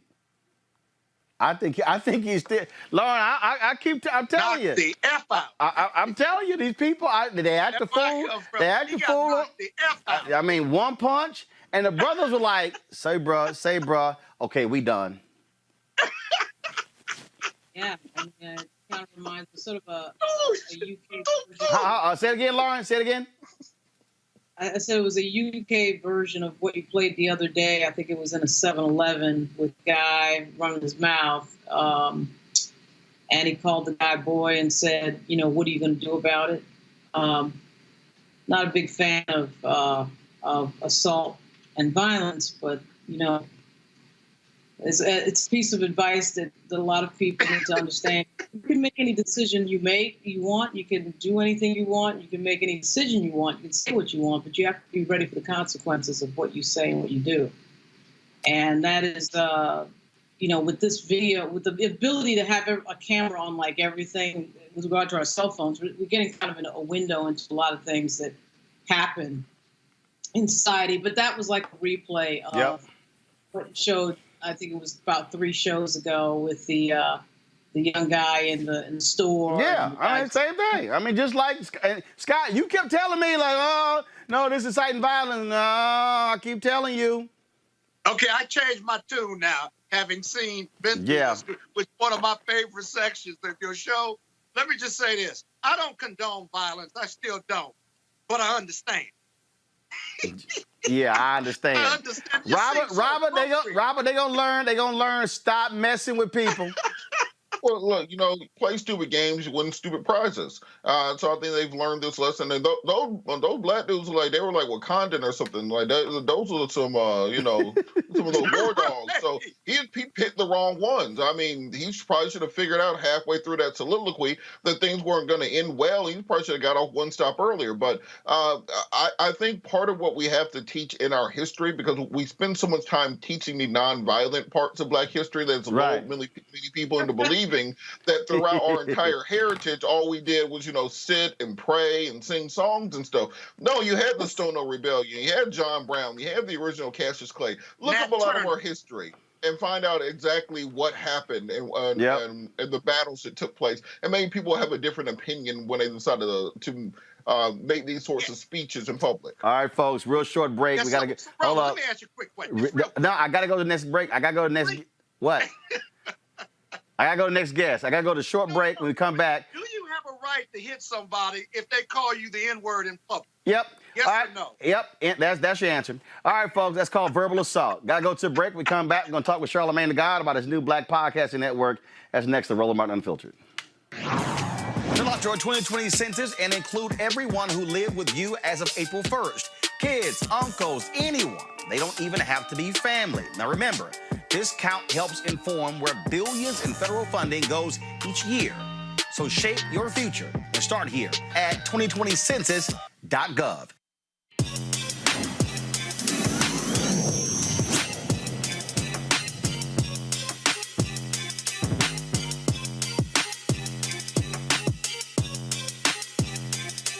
All right, folks, you hear Charlamagne the God on The Breakfast Club. Now he has a new venture in partnership with iHeartRadio, and that is a black podcasting network.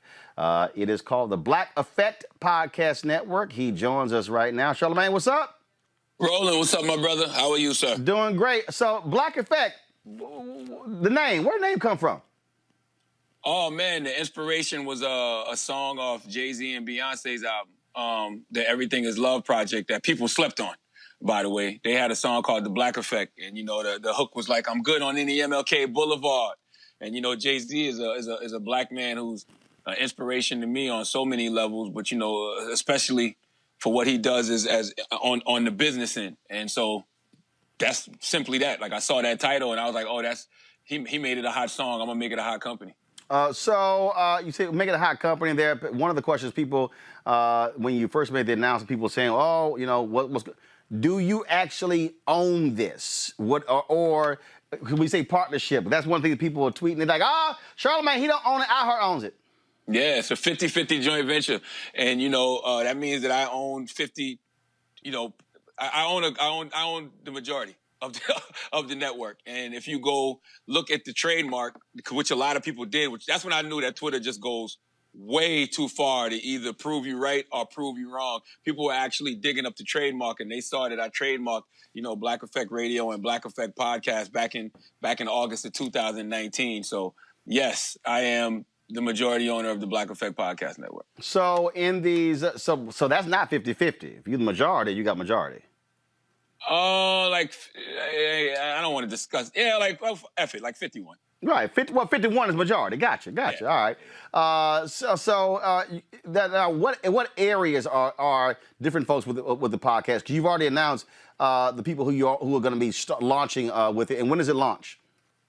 It launched actually the first show launched this Tuesday. Steve Smith Sr. cut to it. Because Steve was ready to go.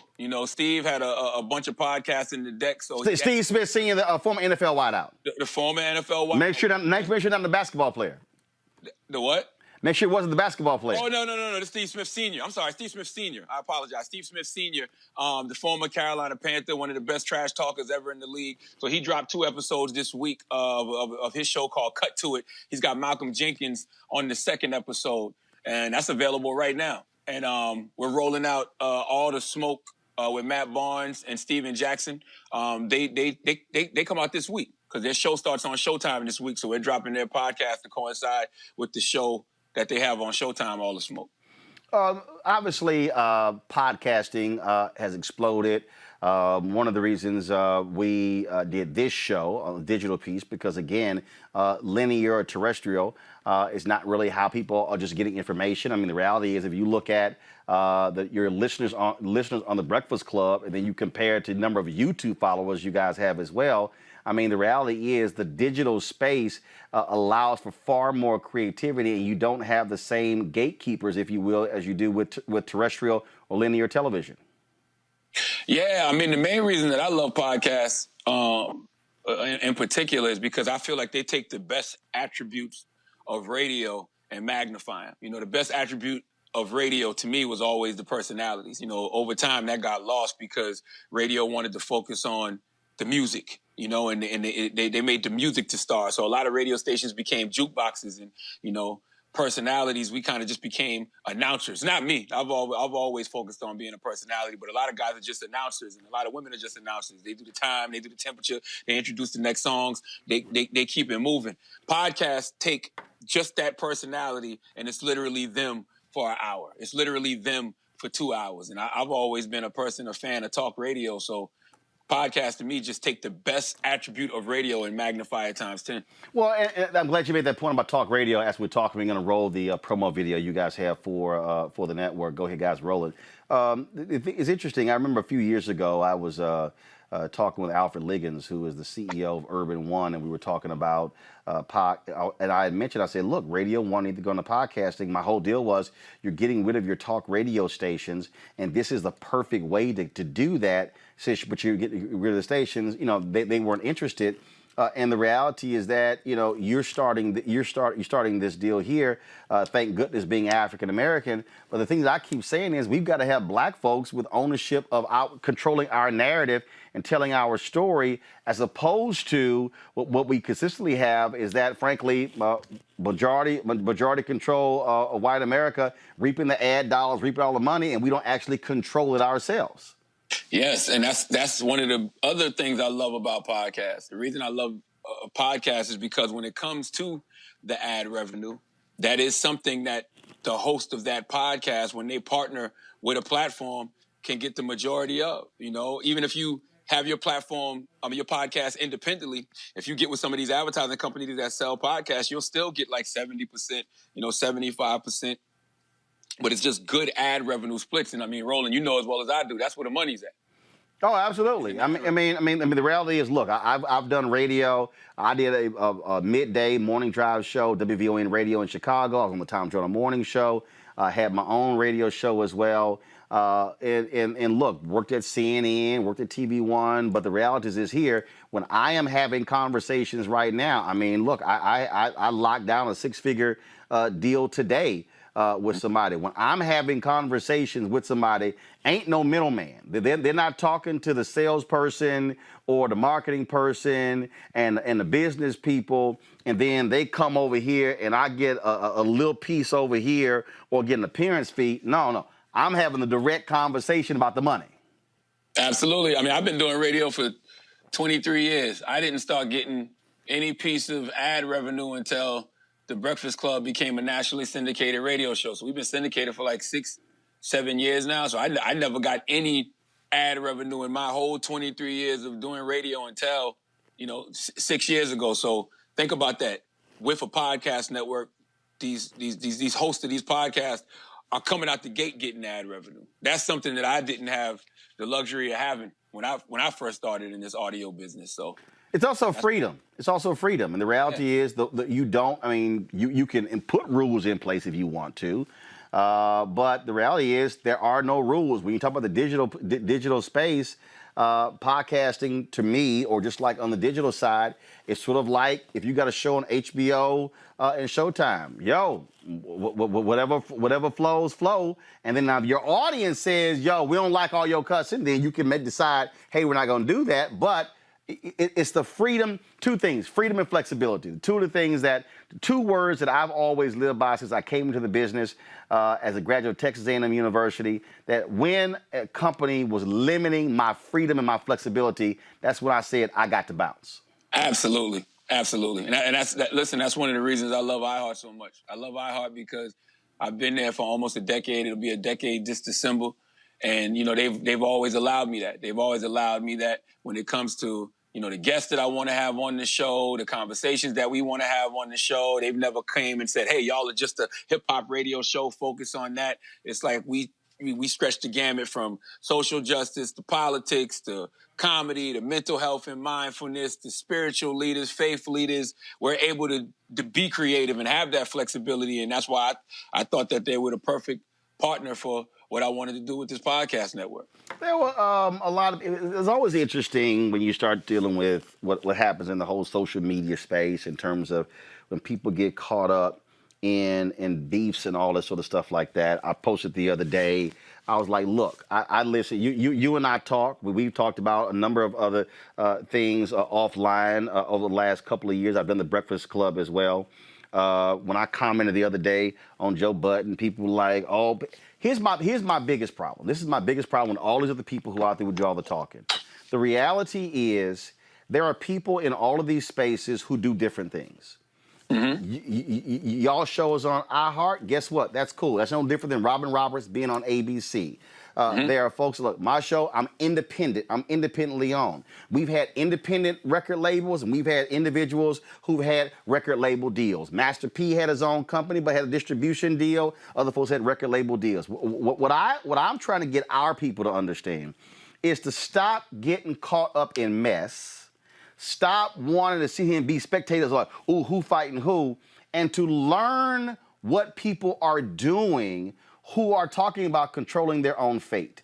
That, to me, is the most important thing. I just think there are a lot of people who just spend too much time on mess as opposed to, no. How are people moving things forward, no matter what lane you're operating in? That's important to me because what I'm seeing is in this moment, in the aftermath of George Floyd, this is the third Reconstruction.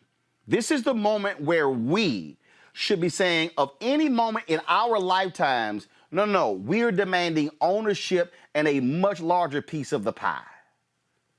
I agree with you 100%. Me and Reverend Barber talk about this being a new Reconstruction era.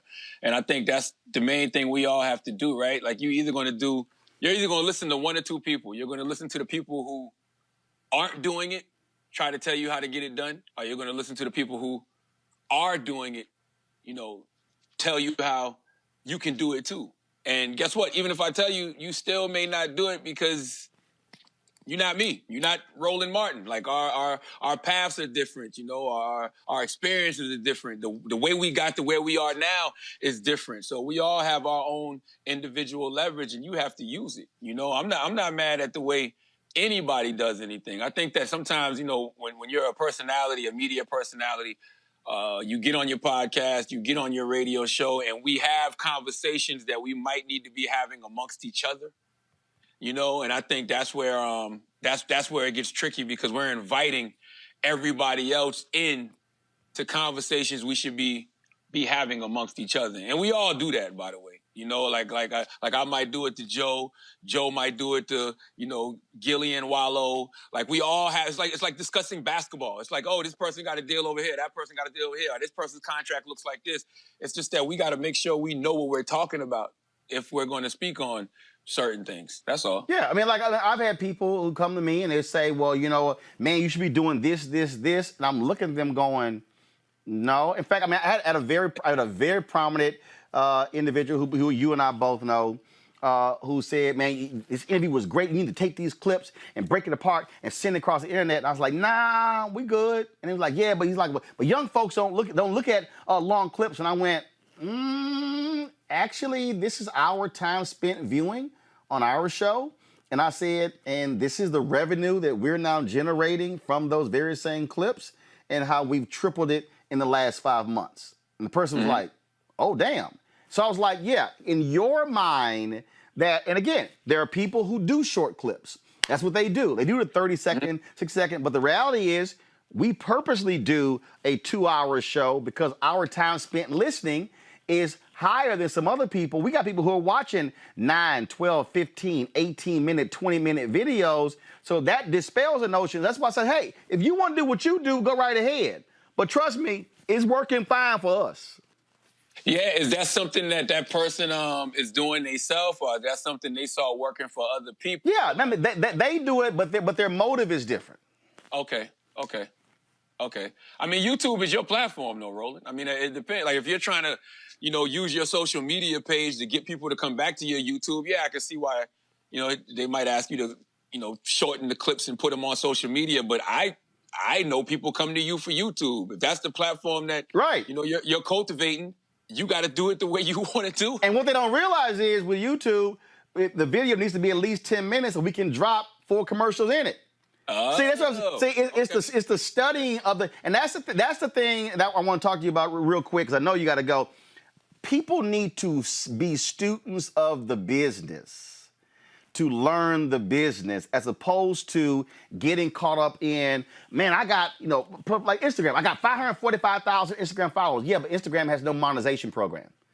So you can load all your stuff on Instagram, but it's actually not making you money unless you have a product that you're selling or is driving you elsewhere. So it's not getting caught up in the hype of your numbers. It's how can you monetize this thing? That is very true. I mean, what you said about studying the game is the key, because, you know, what I like to do is I like to see what's missing in the marketplace. You know, I don't like to do what everybody else is doing. I 3 years ago, because I've always been a part owner of a podcast network, the Loudspeaker Network. You know, rest in peace, my man, Combat Jack. Salute to my guy, Chris Monroe. So I've always been a part owner for like the past 6 years in the Loudspeaker Network. So I was just literally just watching the landscape of what all of these various podcast networks were doing. So I saw what Gimlet was doing. I saw what, you know, Bill Simmons was doing with The Ringer. I saw what Anchor was doing. So when they started getting these $100 million deals, $200 million deals, I wasn't surprised, because I knew that they had all of this IP under their network. So I just sat back and started thinking to myself, like, man, why don't we have a black, you know, podcast network? You know, like I think about BET in the 90s. You know, I want this to be to the audio space what BET was to TV in the 90s. That was always my mindset when I was, you know, developing this and putting this together. And I was just, it literally came from just studying the game and realizing, okay, that's what's missing in the marketplace right now. Well, you're absolutely right. And in fact, it's so funny, you know, Jay Feldman, my former EP, when we started this, Jay was like, Rolly, you should do audio podcasts. And I was like, nah. And he kept he was like, why? And I said, well, actually, you know, I created the first black news source audio podcast in 2005. And then I did a video podcast in 2006. And I said, I've already done it. And he was like, yeah, but that was a podcast in 1.0. I'm like, yeah, but I've already done it. I knew I wanted to create a video show, which, to your point, nobody else was doing. And so I was like, if we're able to create this beachhead and then build it from there, then all of a sudden we're doing something that nobody else is doing. And that's really what the motivator was. And then what happened? Fox Soul comes out after that. Then ABC, CBS, all these people, NBC launches their own digital news deal. And so now, but we're still, again, the only ones that's black owned, that's independent in the space. And that's the whole point. When you're able to carve out your niche, then you're able to build something. Final thoughts. Yeah, first to market is very important. You know, I think today Amazon launched that they're doing a podcast network, and they have like DJ Khaled and Will Smith over there. And if I'm not mistaken, it's with LeBron James production company, you know, Spring Hill. You know, so I just feel like, you know, it's good to be first to market. You know, like I said, BET in the 90s is my motivation. I don't think we give Bob Johnson enough credit. You know, Bob and Sheila Johnson. Bob and Sheila Johnson. I mean, that's still to this day the largest black exit of any entrepreneur. I think it was like $3.2 billion. Yeah, $3.3 billion. I'm gonna be breaking down next week though, because if you read Brett Pulley's book, BET should have been sold for about $10 billion plus. Because I'm gonna give you this real quick. And I'm gonna just give you this, and probably because you have iHeart as a partner, this speaks to it. In the book, BET was getting $1,500 for a 30-second spot when MTV was getting $8,000. Sumner Redstone and Mel Karmazin said, oh, if we bought BET, we can now start getting $8,000. They were devaluing the black viewer compared to the white viewer on MTV. Had BET been getting the $8,000 instead of the $1,500, BET would have been worth 5 times more what they would have been generating from the advertising revenue. So the battle that we have right now, even with what you're launching and what I have, is to say to these ad agencies, don't y'all devalue the black customer like you have been doing. You pay fair market value. So in podcasting, don't say, well, because Joe Rogan's audience is white or Bill Simmons is white, they are more valuable than Charlamagne's audience or my audience. That's the next battle that we have to confront these agencies over. Yeah, I think these ad agencies know now that black is gold. You know, back in the 90s, hip hop was still being kind of looked at as a niche thing, you know, as a flavor of the month kind of thing. So I think that's why, and don't get me wrong, they still do devalue, you know, the black dollar, but I think we have a lot more respect for it now. I think so, especially right now in this current moment. It's a little more respect, but the next piece, and trust me, we'll talk offline about this, is when it comes to getting those dollars. Look, $100 billion is spent every year when it comes to advertising. I'm asking the question, how much of that is going to black-owned media? Not black-targeted, black-owned media. Because the federal government spends $5 billion a year on advertising. Black media gets $35 million. Yeah, and you know what's interesting? Not even 1%. These ad agencies they'll ask that question nowadays too. They want to make sure that the platform you're on is really black owned. Yeah. So yeah. Well, absolutely. So congratulations on it. We'll be watching it. Good luck and chat soon. Thank you, Roland. I appreciate it. Thanks a bunch, folks. Got to go to a break. We'll be back on Roland Martin Unfiltered in just a moment. As our community comes together to support the fight against racial injustice, I want to take a second to talk about one thing we can do to ensure our voices are heard. Not tomorrow, but now. Have your voices heard in terms of what kind of future we want by taking the 2020 census today at 2020census.gov? Now, folks, let me help you out. The census is a count of everyone living in the country. It happens once every 10 years. It is mandated by the U.S. Constitution. The thing that's important is that the census informs funding, billions of dollars, how they are spent in our communities every single year. I grew up in Clinton Park in Houston, Texas, and we wanted new parks and roads and a senior citizen center. Well, the census helps inform all of that and where funding goes. It also determines how many seats your state will get in the U.S. House of Representatives. Young black men and young children of color are historically undercounted, which means a potential loss of funding of services that helps our community. Folks, we have the power to change that.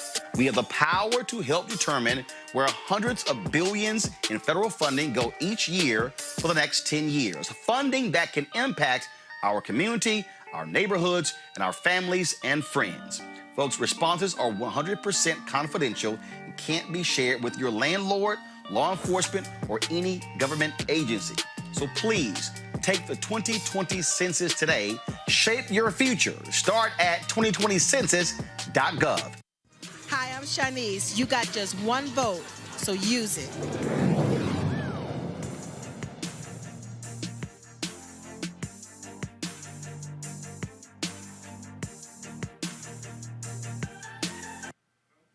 All right, folks. Do we have, we did these interviews with various folks about the importance of voting.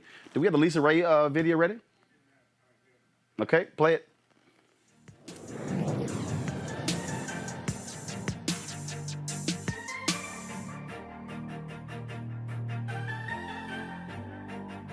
Let me say this. I've always voted because my mama made me to. But the first time I really gave a damn, honestly, Clinton. Bill Clinton. Yep. 92. Yep. So I used to vote for who my mama voted for. So growing up, that was practice. She voted. Mm-hmm. Did you ever go to the polls with her? Yes. When she voted? Mm-hmm. And so did she say, look, we're going? She would make me sit and watch the different speeches that they would have throughout the time. And then I assume as a kid, I would go in and out of, what is this and why, da-da-da-da kind of thing. And then as I got older, she wanted to make sure that my vote counted. So it was like, come on. And it was like, okay. All right, folks, bring our panel back, Robert, Lauren, as well as Scott. Y'all are there? Yep. The conversation we just had with Charlamagne is an important one because I continue to insist, Robert, that we have to control the narrative. And if we don't, we're going to be asking somebody else to tell our story. Yeah, you're completely correct. And one of the things I think we have to remember is that America and Western civilization in general has a well-worn history of white people getting rich off of black intellectual property, off of black hard work, out of black art and music and dance and performance and intellectualism. And so if we're not able to step out and create platforms for ourselves, create indices for ourselves, just as Reverend Jackson did with the Rainbow Push Trade Bureau and many of the Saturday morning broadcasts, which was revolutionary at its time, to ensure that we control that narrative, we control the revenue, because then you can bring on black camera companies, then you can bring on black production companies, you can bring on black caterers, black limo services. So the economics of controlling your own narrative, controlling your own intellectual properties is always going to pay off more in the long run. You ain't going to get rich working nobody's job. Lauren, the point I made about advertising is important because that's really how the business operates. And if we are being devalued and not getting our fair share, we can't grow. We can't build capacity. We can't hire more people. And so that's the thing. And what also has to happen is other black media companies can't be taken far less because that then sets the table. They say, well, we gave so-and-so that. I'm like, well, ain't my problem. They devalue themselves. Yeah, so many companies negotiate from a position and negotiate against themselves and actually bring down the market value by accepting cheaper deals. And obviously, ownership and control is the entire ball game. We do in this country, African Americans, set the culture. We are the ones that create culture so many times and don't get paid for it. And I remember one time in the green room a few years ago.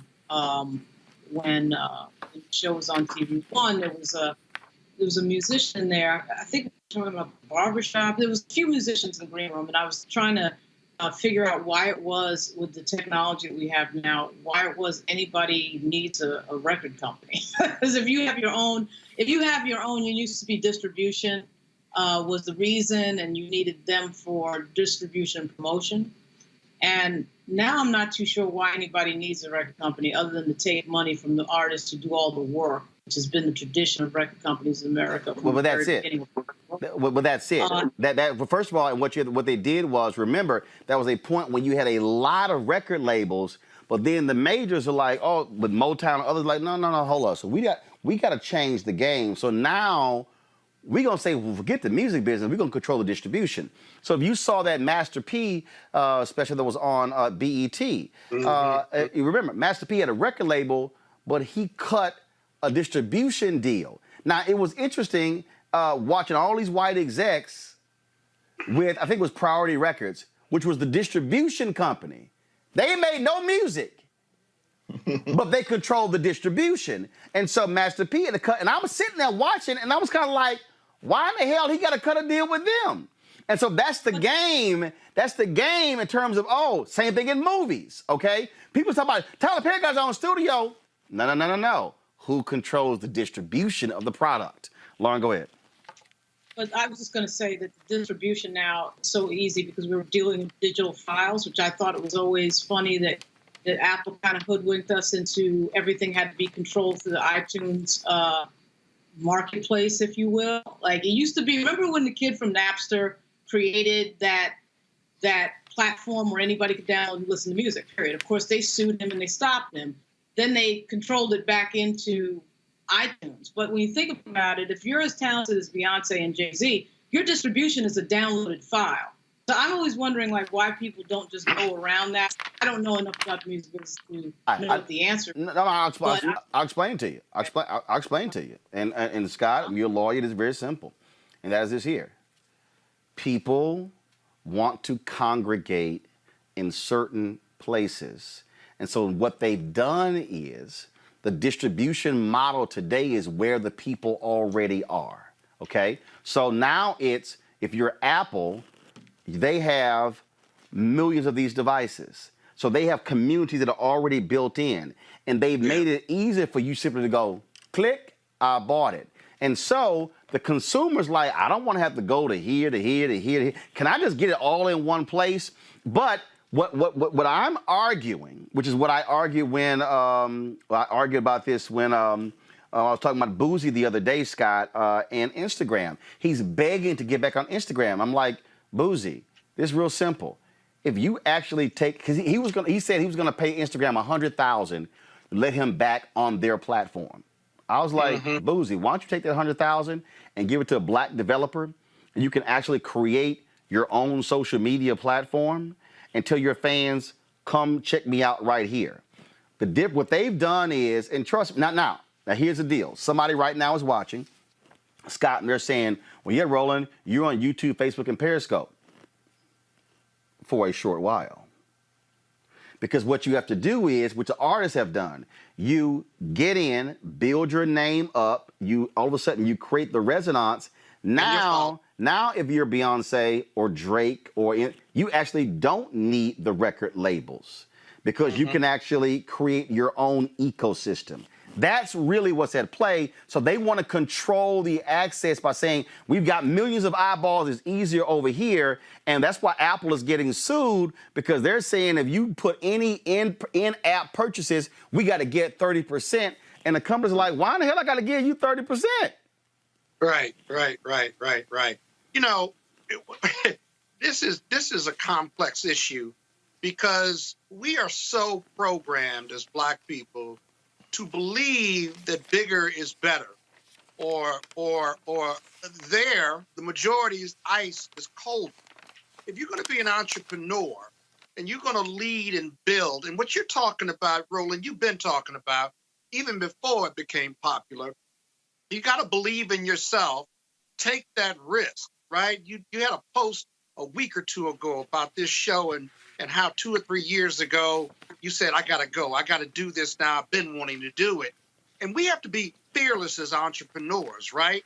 and be aggressive and believe that this market, black or white, will support us if we have a great concept, precept, or a great product, if you will. We got to protect it. And then black people got to support each other. See, we still have this inferiority complex when it comes to entrepreneurship. Not all of us, but a lot of the consumerism that black people engage in. People ask you all the time, well, you know, you're not on one of the networks, you're not on cable. Well, you don't want to be on cable. You got a great product right here. You get any guest you want to come on, and you got a great following.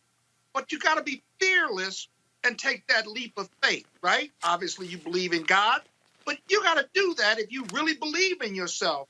And so often we say, well, I'd like to do that, or I'd like to do that.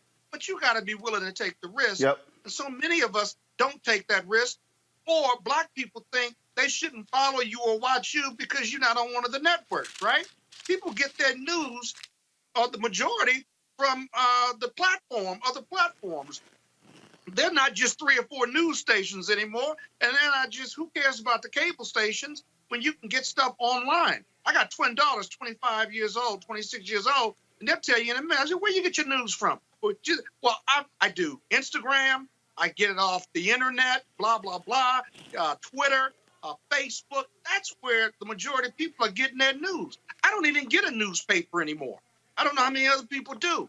And so you got to be fearless, but black people have to support us in these various platforms. And we got to be fearless in what we set up and believe in ourselves. Yep, that's it.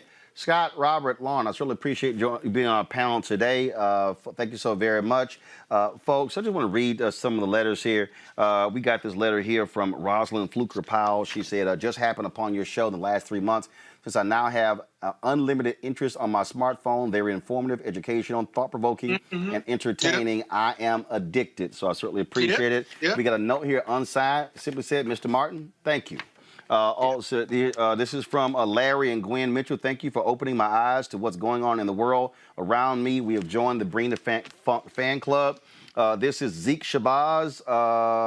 Roland, say hello to your panel. I watch your show daily, and it's good to know that your voice will never be silenced. By the way, the beginning of this very short letter is saying, "What's up, Roland?" Because it said, "Pup." Just keep doing what you're doing. Talk to you later. Bye. We have a note here. This is from Brenda DST Perryman. She's a Delta. I pray this will help with your movement. Stay strong, my brother. And it's just simply, card says, thank you, thank you, thank you. I love this here from Erna Lisa Lovett and her daughter, Nisha Lovett. I'm sending $100 for membership for myself and my daughter, Naisha. She is 26 years old. I need her listening to your broadcast and become more active in her blackness. I've been watching you for 2 years. I love what you're doing. Thank you for your passion. Continue to allow God to use you. And so she's, so again, I certainly appreciate that letter there. Let's see here. Elton Hooper Jr. With StopTheInjusticeNow.org, founder CEO. Keep on keeping on with your good work for the black community. This is a short note. Thank you from Detroit. So we appreciate that. To Mr. Martin, I'd like to thank you for all the great unfiltered shows. Love them every night. When I'm at work, I have time to watch them. Keep up the great work. Yo, you better do your work. Stay on the crazy-ass white folks, the ones who think that we're supposed to take crap from them. Thanks again, Joseph Leith, again, who contributed about $150 to our Bring the Funk fan club. Last one I'm going to read today. James Bond Sr. I watch your Black News show every night. I really appreciate listening to Black News and all the professional men and women that you invite. I'm very proud of what you do for the black community. I used to get so angry when the white news did not give the black community all the news. Please keep up the good work, and I'm going to continue to watch your show. I've learned so much from the news show. I'm donating $25 to help you keep this news show going. Again, thank you very much. Folks, I appreciate all of these notes. I'm going to read some more tomorrow. If y'all want to join our Bring the Funk fan club, more than 12,000 of you have joined our fan club. Our goal is to ask you to give $50 each. If you're on YouTube, you can give right there on YouTube. $50 each, $4.19 a month, 13 cents a day. Your dollars make it possible for us to do this. Also, I want to let y'all know the 3 presidential debates will begin this month and in October. Your dollars will help us. We're going to have debate coverage of those debates. So you don't have to, you can ignore those cable news shows for post-debate analysis. We're going to do it right here to give our perspective and our analysis. That's why your dollars matter. Cash App, Cash App / $RM Unfiltered, PayPal.me / Martin Unfiltered, Venmo.com / RM Unfiltered. You can send a money order to New Vision Media, NU Vision Media, Inc., 1625 K Street Northwest, Suite 400, Washington, D.C., 2006. And to join our fan club, if you want to, we want you to, of course, subscribe to our YouTube channel. Turn on your notifications so when we go live, it notifies you. Be sure to watch our clips on YouTube as well. That generates dollars for our show. Again, if you're on YouTube, nearly 4,000 of you right now, y'all can give right there on YouTube, or y'all can go to RolandMartinUnfiltered.com. You can pay using a Square credit card as well, or PayPal, Venmo, or Cash App. Let me give some shout outs here. These are the people who have given on Venmo, $50 or more. You get a personal shout out. Robert Young, Karen and Calvin Kidd, Renee Allen Fulton, Terrence Jackson, Stephen Franklin, Sandra Nixon, Nicole Alexander, April Motley, Ty Carter, Pashta Tate, Preston Cherry, Kimberlyn Hunter, Danielle Cumberbatch, Janice Martin, Jean Patrice Willoughby, Emmy, Bob Manuel, Donna Gibson, Latrice Reed, Joycelyn Williams, Robert Young, Rick Nolan, Pamela Jones, Juanita Wiggins, Adrian Stevenson. These are the folks who sent checks in. $50 or more, you get a personal shout out. Gene Howell, Romilly Adams, Fendrick Bush, Ange Glee Love, Dolores Jones, Edna Sanders, Kimberly Nash Williams, Everett Tatris, Linda Graham Swanson, Delbert Hudson, Roderick Ballard, Lorraine Calhoun, Gail Artis, Denise Isaac Tolliver, Jerry Connell Williams, Beverly Caldwell, Carol McKee, Brenda Johnson, Sidar Printing, James Gurin, Jerry Lummings, David Famous, the Jack Yates class of 1972. You didn't put your name on it. You just put Jack Yates class of 1972. My alma mater, I appreciate it. I'm class of 87, though.